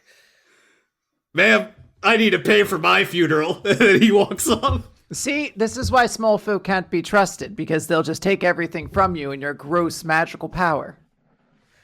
Yeah, but they also make really cool little stuff that I like. What's your favorite thing that a small folk has become? Like a pile of goo outside of your house, for example? We may have found common ground, because Falconbridge, famous for deliberately humiliating her small folk by dressing up the incubi and succubi in very covering clothes. That's kind of one of her favorite traits around the mountains, is just deliberately being a dick to her small folk. So if we're both high and mighty about it, maybe that's some common ground. Wait, that's okay. Yeah, you got something. What's your favorite time you've ruined the day of a small folk? Well, so I was known as the boiler for a while. I guess I still am. And I boiled just an entire room full of people. It was so satisfying. They couldn't escape, and they just screamed the whole time. Well, there's a very famous spear that I wanted, and it was thrown into some sort of like evil quagmire, like a quicksand situation. But the spear is very cool. When you stab someone with it, it explodes into like 1,000 different spears inside their body. So I did. Do you know what a lemur is? It's like a kind of fiend that's like a goo man. And so I sent just hundreds of the goo men into the quagmire, which is of course difficult for them because they're made of goo. Anyway, eventually all of their bodies created a sort of surface upon which I could reach the spear. So I'm sure you couldn't beat that. You know what? I realize I actually, you know what? I was gonna say that this wasn't my thing. I do really like the art that comes out of small folk suffering. It does create the best artworks. I have this tapestry that I managed to get out of the trash that is like an entire history of like a 300-year war, like painstakingly sewn. And I think from the different thread styles like across it, that they were sewing it as the war was going. Whoa. So like they anticipated the war was gonna be long enough that they were like, yeah, let's not make a static piece of art about this war. Let's paint this war in thread as we go. Which is like, that's interesting art to have come out of a lot of suffering, right? That's incredible. I should, the next time I boil somebody alive, cover them in paint first to see what they create. I mean, maybe you cover their friend in paint so that their friend who witnessed the pain has time to make art out of it. This is all good. This is a good idea. Genies, of course, famous for like twisting wishes to fuck with people. Very, very troll centered. I think I realized though about Falconbridge in a previous conversation, Hop, was you said if anybody fucks with you for being only half dragon, you said I'll melt them with acid. And she was like, hell yeah, that rocks. Which is when I realized something about the character emerging organically. I think, and this is not a judgment statement, I'm saying this in a completely neutral, descriptive way. I think Falconbridge is a sadist where Gertrude is not necessarily. Like, she likes fucking with people, but she's not boiling people because it's like fun for her. She's like, she was trying to accomplish something. I don't think that, like, Hop is immediately against sadism, and I say this from the perspective of she does have a mother who was, like, very into extracting extreme emotions out of people. So, like, Hop has grown up around the idea of, like, sometimes you just gotta torture a small folk because an emotion's gonna come out of it. Yeah, no, I think that's why I stress, like, neutral statements. Sadism is a thing an adult can be, and it can be fine. You know what I'm saying? I think that's just a thing about her, which is interesting. So I just... The goblin walks back up and says, "Apologies, there may be a slight delay to your orders. The raccoon has gotten hold of a creme brulee torch. We will, of course, comp 5% of your bill." And he walks back off. Hey, if you want to, like, do a sketch of that, that would be great. He's already gone. You think this waitstaff is gonna start doing sketches for you when you don't even tip 300%? Ridiculous. Okay, hey, if you draw a sketch of the raccoon with the creme brulee torch, I will tip you 300%. Oh, your small folk are so delightful, Hop. Actually, one of them had something, they have little feet. It takes them a long time to get places, so they gave me this to give to you. And she pulls out a keyboard, an ancient piece of technology that you were looking for to hook up to the stuff you recovered from the Cymbalines, vis-a-vis, if you'll recall, your father's old hoard. Ooh. I might be able to get this floppy disk up and running. Yeah, so, we don't have to do a whole scene of that, but basically, your goblins were sent last downtime to get this so that you could figure out all the information. I will just say, if you want to make a note next to floppy disk on your sheet, and it'd be like, you have now the exact location of your father's old hoard. Ooh, interesting. Out of curiosity, how much of a trek would it be to find out what that is? Is this a future downtime, or is this like an arc to go check this out? I think both. I think, and there's a downtime scene where you take somebody to go look at it, and you, I don't know if we want to get ahead of ourselves, but you're like, oh, it's a whole layer. So it's a whole arc. The way we structure this season is each layer delve is an arc. So you can check it out, do a scouting mission, and then if you want, you'll have to get your siblings involved, we can then do like the Orlando arc, which is like delving into that layer. Okay, yeah. But yeah, I think the goblins will have been doing some research, and you assume it's like you can take someone there for a downtime, but you're not going to get 100% completion without your siblings coming with. Yeah, I think that makes sense. So while everyone is in a moment of, yes, we all agree that art.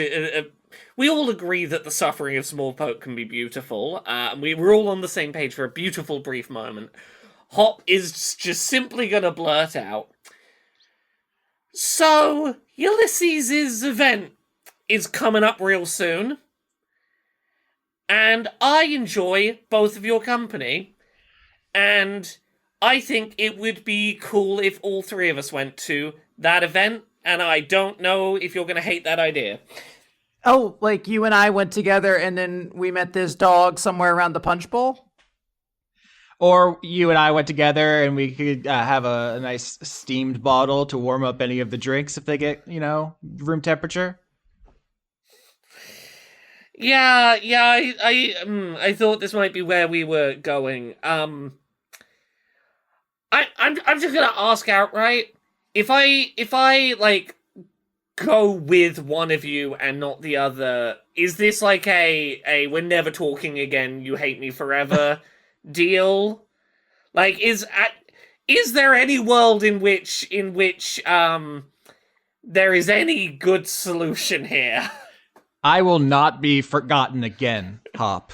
I am actually being extremely patient and understanding in that I'm not demanding you melt this little freak right now. "You tell him, sister," and the goblin Z snaps. "I've been through the exact same thing." I would never be cross with you, Master. Whatever you decide to do is, of course, your decision. But, if you did decide to go with this harpy, I would have to eventually, rip her apart to make sure that she can never steal you from me again. Is the answer that I go with neither of you? Is that the answer? Or is that just going to mean you both hate me? Is it? In Falconbridge's head, imagining you going by yourself and then Gertrude and her going together? Question marks, sloppy makeouts to make you jealous? No, hold on. Nope. Well, maybe some more experimentation to make sure. Maybe Hop's getting really mad if we use tongue. See, there's a pathway the three of us could work. There is a small goblin betting ring forming over if this devolves into a fight and who will win. Yeah, no, I think it's interesting. I don't know what's going to happen. Part of me wanted there to be a choice between Falconbridge and Viola, and then the loser to be a main antagonist of the season. You've judo thrown that in 1,000 ways, and we're kind of back here again. I don't know what's gonna happen. Yeah, I feel like I need to do something definitive with this, and the problem is I don't know what to do. You see, that's the bit that's tricky. Is the bit where I have to make a decision. You see.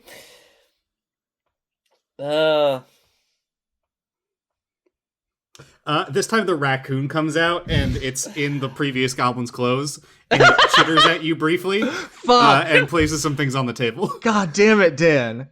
It's like watching a master at work. You're the Beethoven of goblin shit. Quinn's right. It's by playing a goblin for 5 minutes, it's activated something in me. Yeah. Hop. Okay, sorry, yeah, go ahead. Hop, you love leaving things to chance. You're a chaotic lady.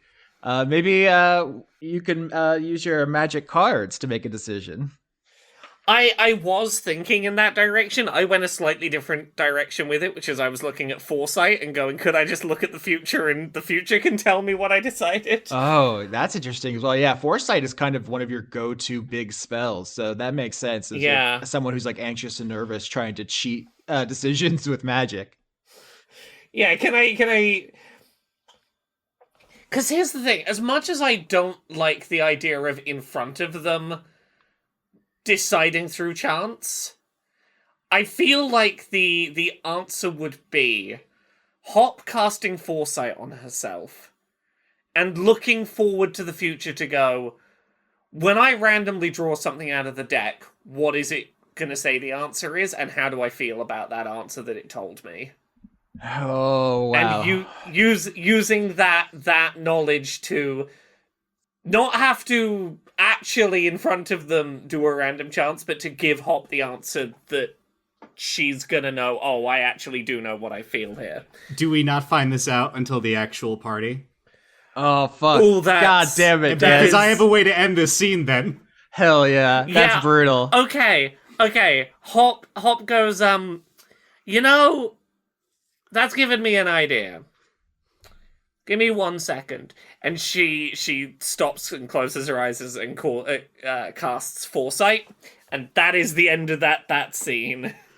Well, you do that. Hop is like face like rushes through. There's like images of there's images of Gertrude and Lady Falconbridge. I actually forgot her name for a moment, like flashing above her head. And then a goblin jumps up on a nearby table and yells, "It's safety certificates in the health department! Everybody get out of here!" And they all run out.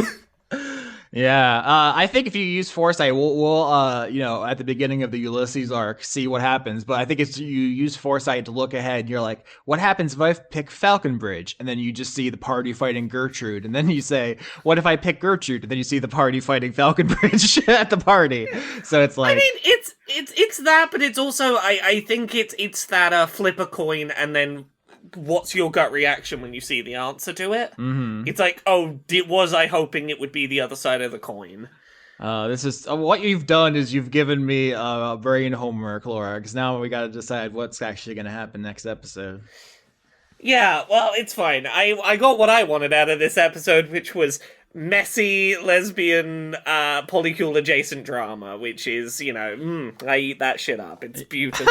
Yeah, I got in the right headspace for this. I was listening to the new Renee rap album earlier, and being a lesbian seems terrifying. There can be some politics involved at times. It really was scaring me. It was very intense. I just ate 9 Tic Tacs. So it's my scene or something now? Why? Yeah, but I had a lot of Tic Tacs near me, so I ate them. If you'd had 3 more, it would have been a clock. With tic tac, 12. No, that doesn't. All right, really work. that's me done today, everybody. Let's go. Yeah. So I guess that's my scene, right? it sure is. Yeah. Rex is going to be spending his downtime scene with Viola, and I think this starts with him going to visit her at her lair. And maybe I'm springing this on you a little bit, Austin. He is bringing 3 small folk with him, just 3 small folk from his lair. Yeah, you all love to spring stuff on me. Do you want us to play the other little small folk people? What kind of small folk are they again? These are just some of his min-maxed minions from his home that will be assisting in today's endeavors, I think. I love the What min-max species minions. are they? That's what I mean, is I forget what species they are. There is no species. He's just taking everyone and then making them pick a task and really lean into that task hard. Okay, I don't know what species I'm gonna play, but they're similarly little. Yeah. Yeah, I think Rex's people are notably like outcasts from everyone else's. So there's a mix of every other possible, small folk collection. Yeah, Rex is gonna descend down and come to like a skidding stop in front of Viola and say, "I have a surprise for you." I love surprises. Is it a beating heart?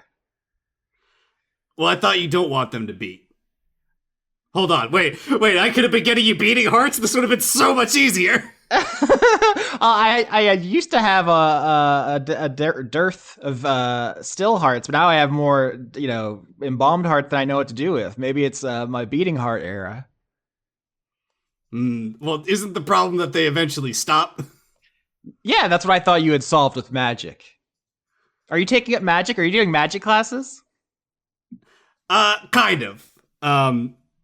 I realized something with a recent acquisition of mine.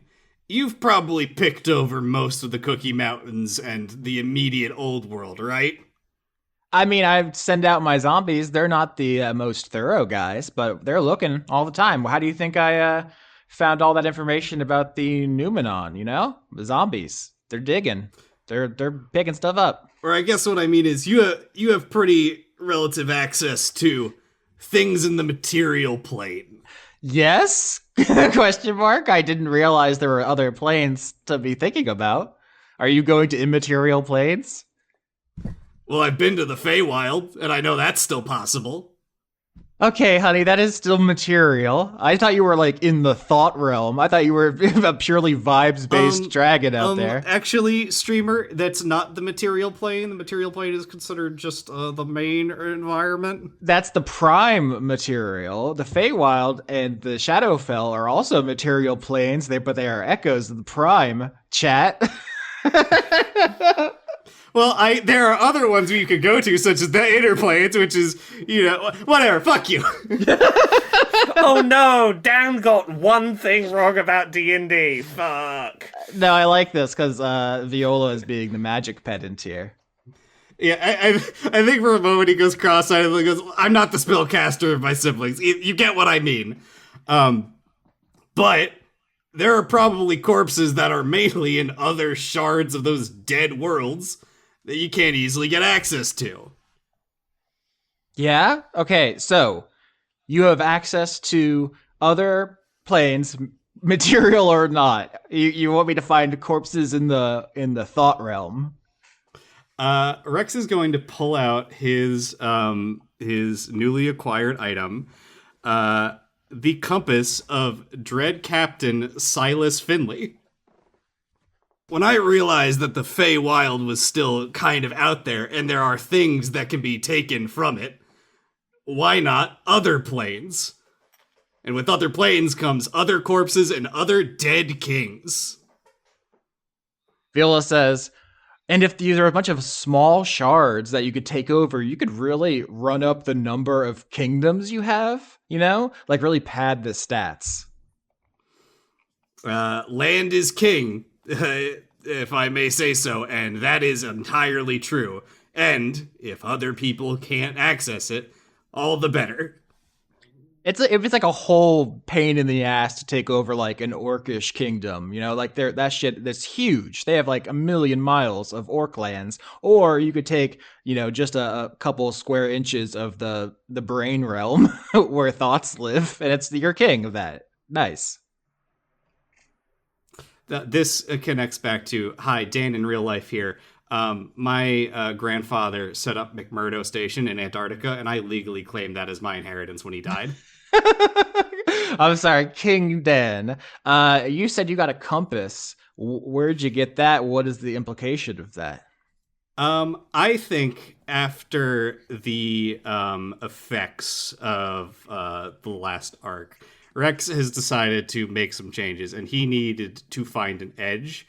And he tasked his small folk to do literally anything they could think of to get that edge. And that led to the discovery of this compass. The Dread Captain is the most infamous pirate to ever live. It's not believed that he was a single person, but there was a continuous history of a pirate captain robbing across the many planes of this fictional universe through the use of a compass that allowed him to cast plane shift. Inconceivable. And because it is a pirate captain, Rex is capable of using it. And he is using that today to leverage robbing corpses in these planar shards. All right. So yeah, you have a compass which can let you basically teleport. You can read plane shift to the audience if you want. But Viola says, is this a compensating for the bottle thing? Because you got put in the lamp? I think Rex will look at her and he considers saying something for a moment and then just says, yes. Wow, you didn't let that hurt your masculinity at all. I really thought you were gonna lash out. I was teasing you, and you just no-sold that, huh? I've come to realize actions may speak louder than words, but what actually matters and screams from mountaintops are results. And so if the result is you are king of 10,000 kingdoms, dripping with the most powerful items of all time, destroying all your enemies as you steal their kingdoms, then it doesn't matter that you got put in a little ship. Not exactly that, but you got the gist of it. I'm always getting the gist. People are saying that about me all the time. And he takes a breath for a moment and does look at her and says, I also would like to apologize for the last decade and a half or so. It's been a rough period of time for me. Does she know that you created Megalon? I don't know how widely you have spread that information. He hasn't spread that. Okay. And I don't think he's really talked to anyone about it. But he was notably not speaking to her as much during the last arc, and got like kind of weird and reclusive for a period of time. Yeah. Which led to her, kind of reverting back to DiCaprio a bit. And he doesn't necessarily know about that, but he is actively trying to apologize and recognize that he's had a rough couple of weeks from his perspective. Mm-hmm. Yeah, Viola says, "Yeah, I get lonely sometimes, but you're here now. So, where are we gonna go? We're gonna go to the spirit realm. We're gonna fight a ghost king and take his fucking scepter." Austin, there's a plane called the Dragon Eyrie. where the dragon gods used to live? Can I go there? I mean, you can pop in. I don't know how deep you can go into downtime scene, because I think it ceases to be downtime if you're taking on the ghost of the dragon gods. But if you want to roll investigation to take a little peek. Yeah, that's where, because, DiCaprio. Viola has expressed interest in things like the time dragon claw, which was an extinct, believed, so at the very least, species of dragon. And you know where you're probably going to find maybe some other extinct species of dragon that you don't have easy access to? The plane that they were meant to be living in. Yeah. So that's where he would go, and he would. It feels natural that he would go to the most dragon realm first before anything else. Makes perfect sense. Yeah, give me investigation to plane shift to this other realm with basically to take her on a date there. Mm-hmm. And part of the reason I said he's taking 3 is that plane shift lets you take up to 8 people, and he's suggesting to her, take 8 of your zombies to or 3 of your zombies to assist, so it's 4 and 4. Oh my god, we can all double date. It's a family outing. Okay, let's see. You said investigation. That's a -1. We'll see how this goes. 16. No, that's great. I think with a 16, if you can find an item of some significance to add to your inventory that is not magical, so something that like your anvil or something that could have implications, but is not like a powerful thing yet. But 16 is great. Yeah, and he is telling his small folk to essentially fan out and keep an eye out for anything of value. Something he is telling them is that he doesn't even care if it's something he can use. If they can use it, he wants them to take it.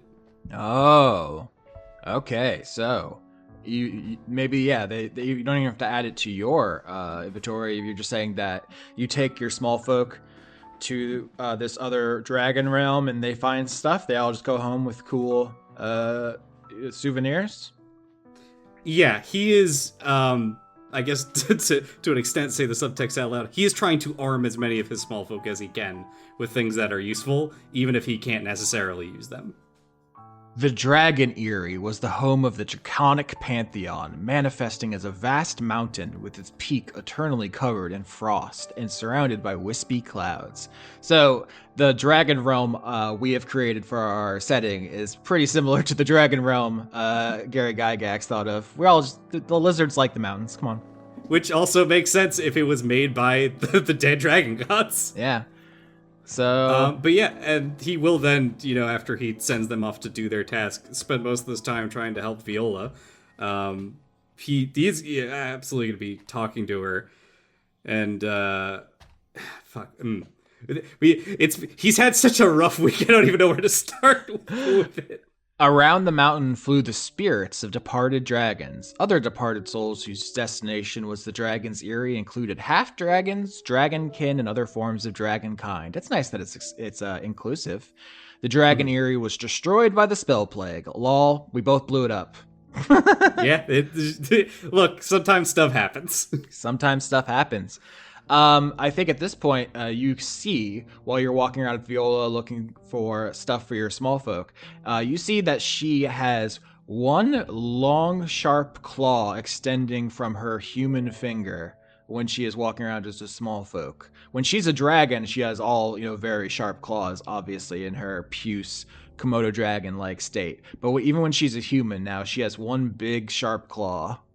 Is it the time dragon claw? It sure is. Rex will note that and say to her, got a new manicure there? Oh, I've been looking into its magic. The time dragons are very fascinating, but very dangerous, I think, to mess with. What can it do?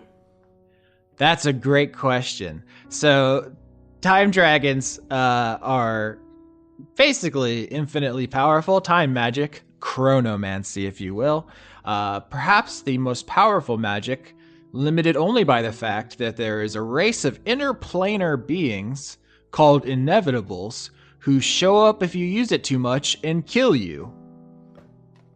Rex starts to glaze over a bit until the powerful comes back in, and that allows him to rest his focus back. He goes, did they not also get kind of fucked by the shattering of the World Tree, or? Oh, well, I don't really want to use so much chronomancy that I find out, because if they're out there, they will inevitably kill me. So that's not good.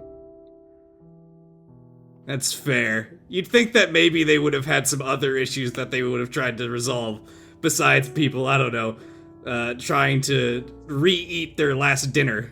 That is the thing about time magic, is it doesn't bear too much thinking about, because once it gets into paradoxes and stuff, it's basically impossible to keep track of. And that's fine. I don't think about things much at all anyway.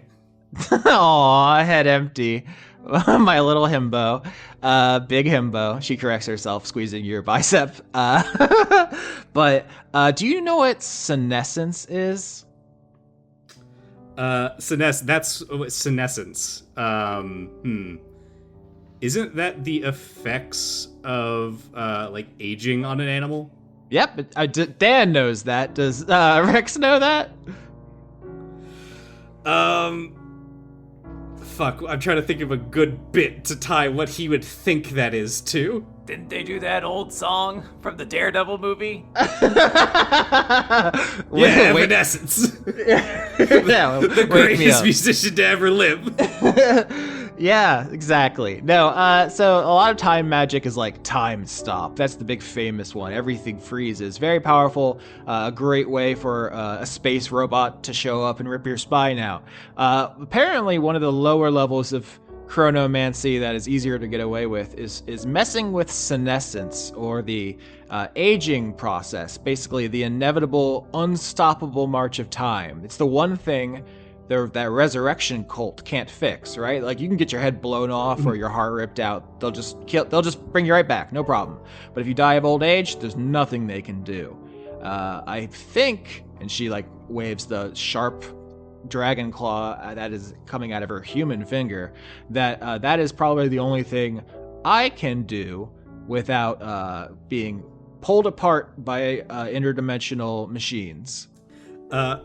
Rex strokes his chin for a moment and then clasps both of his hands onto her shoulders and says, "Congratulations, you have won." Wait, what did I win? The only thing that our society uses to determine who is in charge is their age. If you wait long enough and you're immortal, you have simply won. Whoa. It's a shame that you can't attune to this, because it is not... I don't think this guy was a king. The bone came, I think, just from a normal time dragon. But also there is, like I said, the interdimensional murder things. So I think it has an equivalent exchange property to like avoid getting ripped apart. It is like, you can't make someone just older or younger. You can move senescence around. Does that make sense? Not at all. Continue. Well, yeah, like, Ulysses is a little baby, but like maybe I could give him some of my senescence and he would get older and I would get younger, I think is how it works. You're gonna drink it. You're gonna drink his age. I'm gonna drink that little baby up. No, I would never do that to poor Ulysses. He has so much growing to do, so much to learn, so many things to maul. He really likes mauling. Frankly, it's actually quite concerning. Yeah. Oh. So what are you bringing to the party, by the way? Sorry to sidetrack the I have a cool claw conversation, but everyone is bringing small folk and items for his hoard and mountains for him to look at for the party, and I didn't get him anything. I'm sorry. I've been really busy. I can write your name on what I've brought him. Let me actually pull up what I wrote here. Hold on. Yeah, not to skip ahead to the next episode, but that is what we're doing. Is all of you are going to try to audition small folk and items and stuff for him, and say that. I think the next arc ends with him deciding his adult stuff. I have a population of dubia roach thrycreen I have located in the old world. They resist They resist radiation. I'm pretty sure he likes eating roaches anyway. Quite frankly, I think it's a pretty good fit. Whoa, you really put a lot of thought into that. Thri-kreen, those are little bug guys. That's cool. You said you were busy. What else are you doing besides the whole manicure there? Oh, I was looking into the Numenon. DiCaprio hasn't been around in a while. I guess she's doing Andronicus stuff, but she was asking me about the Numenon leads. Also, I think isn't DiCaprio bringing robots? That's cool. I wonder what Hop's bringing. Probably blue girls. I think Rex sniffs at that a bit and says, "Wouldn't know. Haven't talked to them recently." Aw, he's still mad. Oh, he's so strong and he's so mad. Well, she did put me in a bottle. One time! God, you act like it's like no one's ever been put in a bottle before.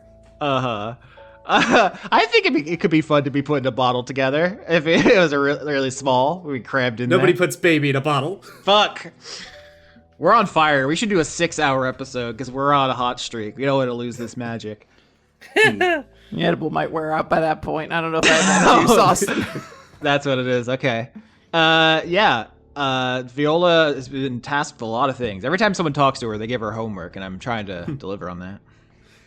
Rex will say, well, we know it's not the Kunty, so there's only the other two to deal with, or at least confirm what they are. Mm-hmm. Yeah, I believe I did a little bit of research. I don't know how much you all know about the stuff going on. I believe I told you the Aleph. The translation was weird. I think it was in like an ogre-ish dialect. My zombies found some corpses, and then I used Speak with Dead to get the information. The Aleph, it's hard to translate, is like some kind of, I think I said mirror before, but like it's like a sphere of reflection is like a more direct translation. I don't know if that's helpful. And Fulgor was like some kind of beast. Like I know the Numenon that the resurrection cult has is like a snake.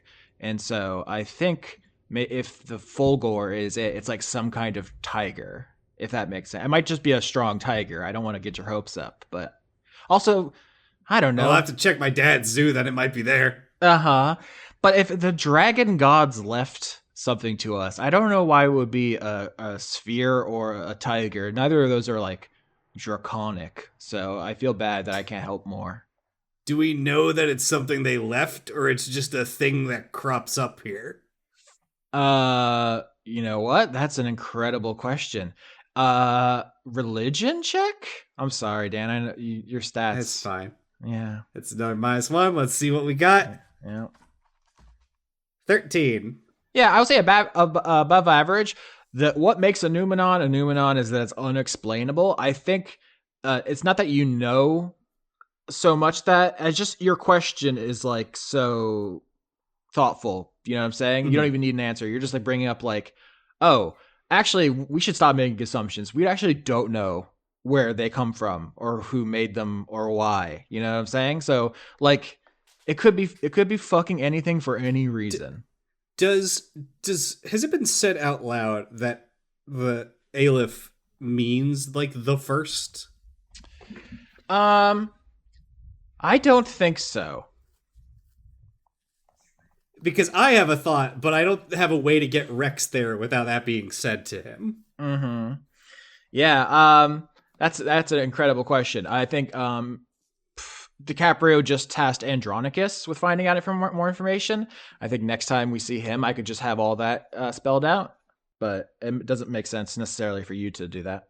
Yeah, because my thought, and this could just be me thinking out loud, and you can cut it out if you'd like, is that if Numenons are like, something that get like forms and is related to like the creation of these biomes, and Aleph means the first.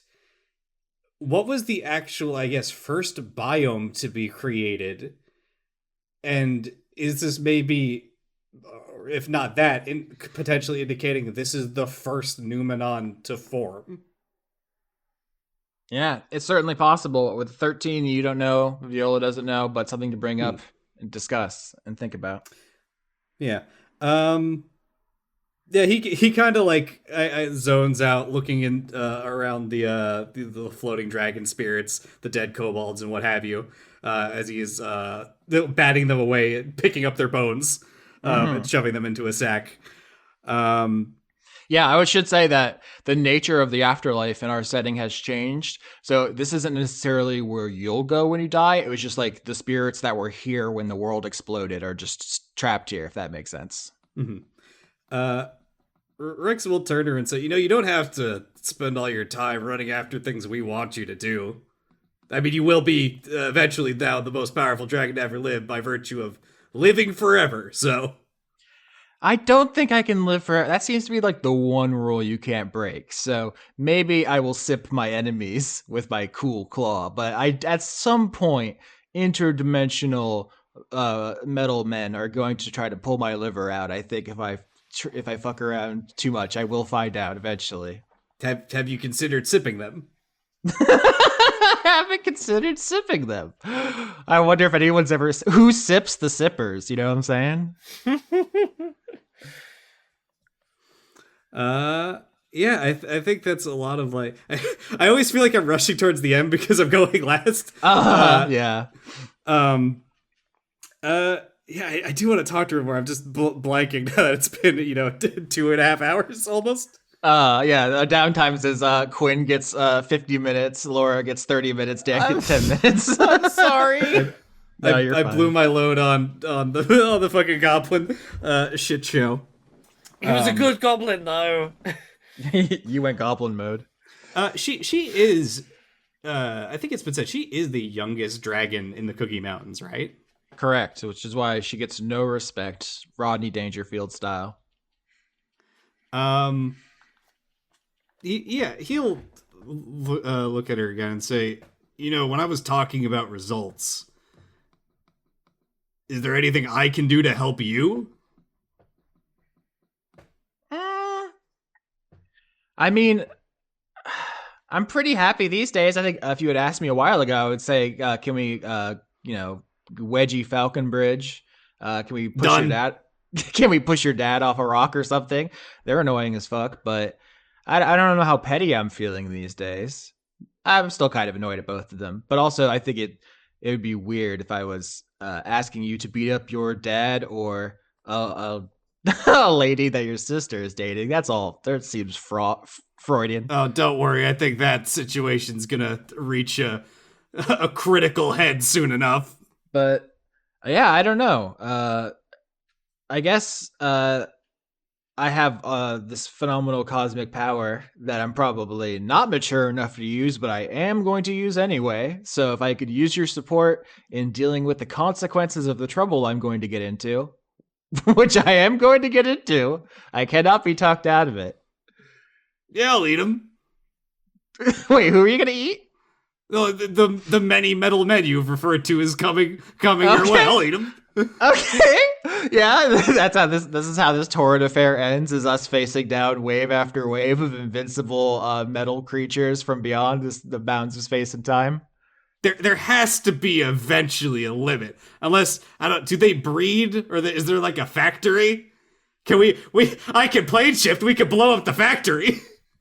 We could ask them if they fuck as they tear us limb from limb. Hey, do you all fuck? Do you get nasty? Do you do it freak style? They would probably have to have a lot of endurance, right? Because they're time beings. They just dilate that. First of all, maybe then we should try to summon one to study it and learn its secrets. Second of all, are we not? I mean, I don't want to steal DiCaprio's idea, but are people not trying to bring robots for Ulysses? Maybe a super robot. The Warforged are just dudes. It would be nice to one up DiCaprio.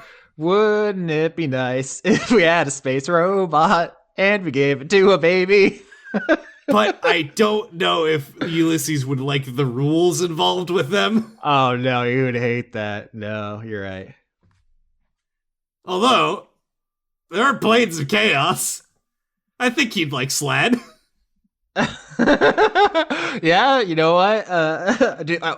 Can Slod survive radiation? Let me look up Forgotten Realms wiki. Oh, it doesn't say. No one's thought of that before. Weird. Well, they all have weird evolutionary chains where exposed to things cause different things to happen. I don't think maybe they've just simply never gotten to what happens when you expose a sled to a nuclear bomb. Yeah. Who knows? Yeah, I don't know if we want to, jump too far ahead. But if you're bringing Kream, DiCaprio is bringing Warforged. Laura, do you have an idea what you're bringing Ulysses, and what do you think about Chaos Frogs? I kind of love a Chaos Frog. I don't know how Hop would get to I mean, they do hop. Hop. I can see Hop thinking of things that hop. You know what? Hop's up for bringing Chaos Frogs. Nominative determinism strikes again. I mean, Rex could just mention it to you, but yeah, just if you need any, that's literally going to be our homework between episodes. Yeah. Bringing I was going to thinking about between sessions. My first off the cuff thought had been, will the things I bring be determined by who I end up going with in some way? Yeah, feels like that could end up being a factor. Anything's possible. I've never liked that Slod aren't just frogs. I always felt like they should be that one bit in Futurama where every form Zoidberg had through his childhood was completely different. I mean, we had a whole arc in season 6 about Slods trying to shed their froggish form and return to pure chaos, like the chaos faction from Pathfinder. I'm sure you're familiar, Dan. Well, their whole thing is more that they're snakes, which is sort of the same issue. But also... Yeah, that is in fact exactly what happened. Yes, the true form of chaos. Instead of frog, a simple lizard without legs. Shed your limbs. Forget about the chains of limbs, the shackles of limbs. Become snake. The Proteans is what they were called. They look cool as fuck. Yeah, I'm a quite big fan. I'm a big fan of normal upper torso, abnormal lower torso. Yeah, I tell your girlfriend's like, you want to do some weird lower torso stuff? Not tonight, honey. I've been dealing with centaurs all day already. Yeah. So I don't know what DiCaprio and Hop have necessarily been doing vis-a-vis helping small folk. But I think Rex has been showing up on his own, unprompted by them, in some of these conflicts and resolving them to an extent in whatever way he can, and then just leaving and not talking to the people there afterwards. I guess, for example, if there is, say, a flash flood occurring somewhere that he knows is about to hit a place, he will just go there and fucking man mode dig a trench to divert it, and then leave without talking to any of the actual small folk affected by this. I do like that. Something I think we're going to have to resolve in the coming episodes is how you're viewed by small folk. Because right now, Desdemona has a much stronger claim to being their champion. So you'll have to do some significant work here to change public perception. If you even want to. Maybe you'll just be like Batman and everyone will hate you and you'll still do the hero stuff. Up to you. Yeah, I think that's the only other thing I have to establish. Maybe he's maybe he's got a man bun this time. He's not doing the pompadour anymore. He's changed his look a little bit. Yeah, fit checks for Ulysses' big party. We're going to end the episode, everyone arriving at I believe, DiCaprio's lair for at least the initial soiree before we move on to, some mountains to look at. We're going to take Ulysses mountain shopping. Does anyone want to talk about their fit for the gala, for the ball?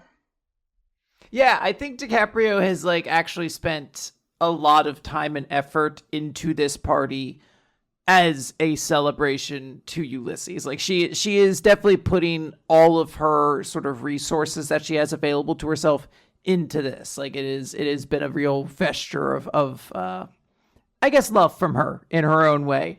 And it is I don't want to say meticulous. DiCaprio has like a weird relationship with things being perfect, but like, you know, she is on edge because her home is the host to all this. So she obviously is making sure everybody and everything is kind of at like it's you know, it's most excellent. Everything's in tip-top shape.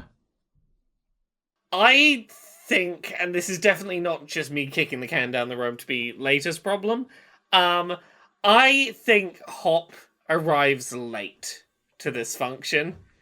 We only see a blue arm on hers, and we don't see who it is. Fuck, that's perfect. I think genuinely, like, she's left everything so... Because we didn't really set when in the 10 years that dinner happened. I kind of want it to have been, like, immediately before this event. Yeah. Like, Hop procrastinated to the last fucking minute and then had to plan an outfit and small folk selection to bring along and all of that shit. So she is running late. She is not here on time. Yeah, I'd say Rex showed up on time, prepared. His look has changed. He doesn't look like shit anymore. He's back to looking healthy, fit. But he's not as like ostentatious anymore. He's not wearing 30 crowns like tucked onto his arms. He has like his ring on. He's got a crisp vest and blazer. He looks more like, I guess, someone who would be in charge rather than like someone who has draped himself intentionally with as many symbols as possible. Okay, so you're being responsible, you're stepping up, being more mature, you're at the party early, you're ready to give Ulysses a memorable day. Before you finish that sentence, I wanted to ask, before I got distracted a few minutes ago, Austin, is it interesting if I copy what Eno Barvis has been doing and I bring York? Oh yeah, I was gonna specifically mention that. Yeah, you had that small folk that you talked to in the last downtime. Presumably, you just took to the Dragon Eyrie. Yeah, if you want to start having your small folk follow you around, that's a good. I think a good evocative idea. I guess to an extent, I should have said on air that he is continuing the trend that he started there. I don't know how much you wanted to like leave that in the background and then feel the effects of that later. So I wasn't sure to bring it up or not. I think he has brought a small folk in tow with him.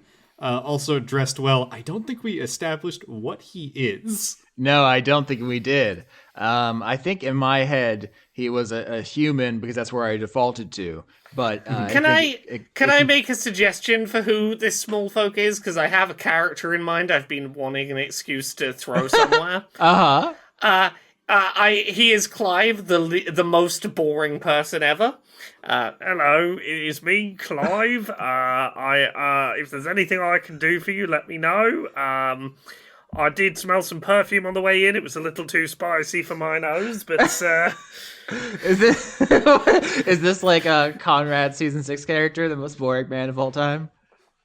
But this is a separate most boring man that me and Jane will frequently do with each other. Is just Clive, the man who I drive a beige Ford Cortina. There was salt on my popcorn the other day, a little too adventurous for my tastes. I do think that's very funny. I think it might undercut what Rex is trying to do a little bit. Oh god, you're about to do something serious. I'm sorry for undercutting serious. The Ford Cortina is a classic British car. I was like, that's your example, your archetype of the most boring vehicle possible, and I'd never heard of it. Looking at it now, it's a specifically boring British car. Yeah, you just hit me with some real British shit. Sorry, I'll stop ruining your tone. I'll pitch this to you. It's just this can be cut out. I think I know what York's potential calling would be, and that is probably to lead, and that is why he is bringing him everywhere now. Oh, that's good. Since your small folk are a mixture of different species, my intuition for like something evocative would be like a Aarakocra, a bird folk, because the imagery of like someone being born helpless and then you like raising them to fly is like the like my writer's instinct there. If this was a novel, I wouldn't say that out loud, obviously. But that is that's my first thought, best thought. Let me quickly think of an interesting bird. Birds with king in name. kingfisher. Kingfisher? There you go. He's a kingfisher. There it is. So you are leading York, the Kingfisher Aarakocra, around DiCaprio's lair, giving him a little tour. You look, much more put together and mature than you have in previous arcs where you were either boisterous or anemic from blood loss. Damn, Kingfishers are cool and good. We are correct. We nailed that one, folks. When you hear a knock at DiCaprio's big dragon-sized door. Rex kind of looks around and goes, it's not my door. I don't think I'm allowed to let people in. Fuck it, I let her in. And Rex walks over and just opens the door. Yep, you open the enormous floor-to-ceiling doors made for the size of a dragon, and towering in the entranceway, resplendent in the evening sun, is Desdemona the Diamond Dragon.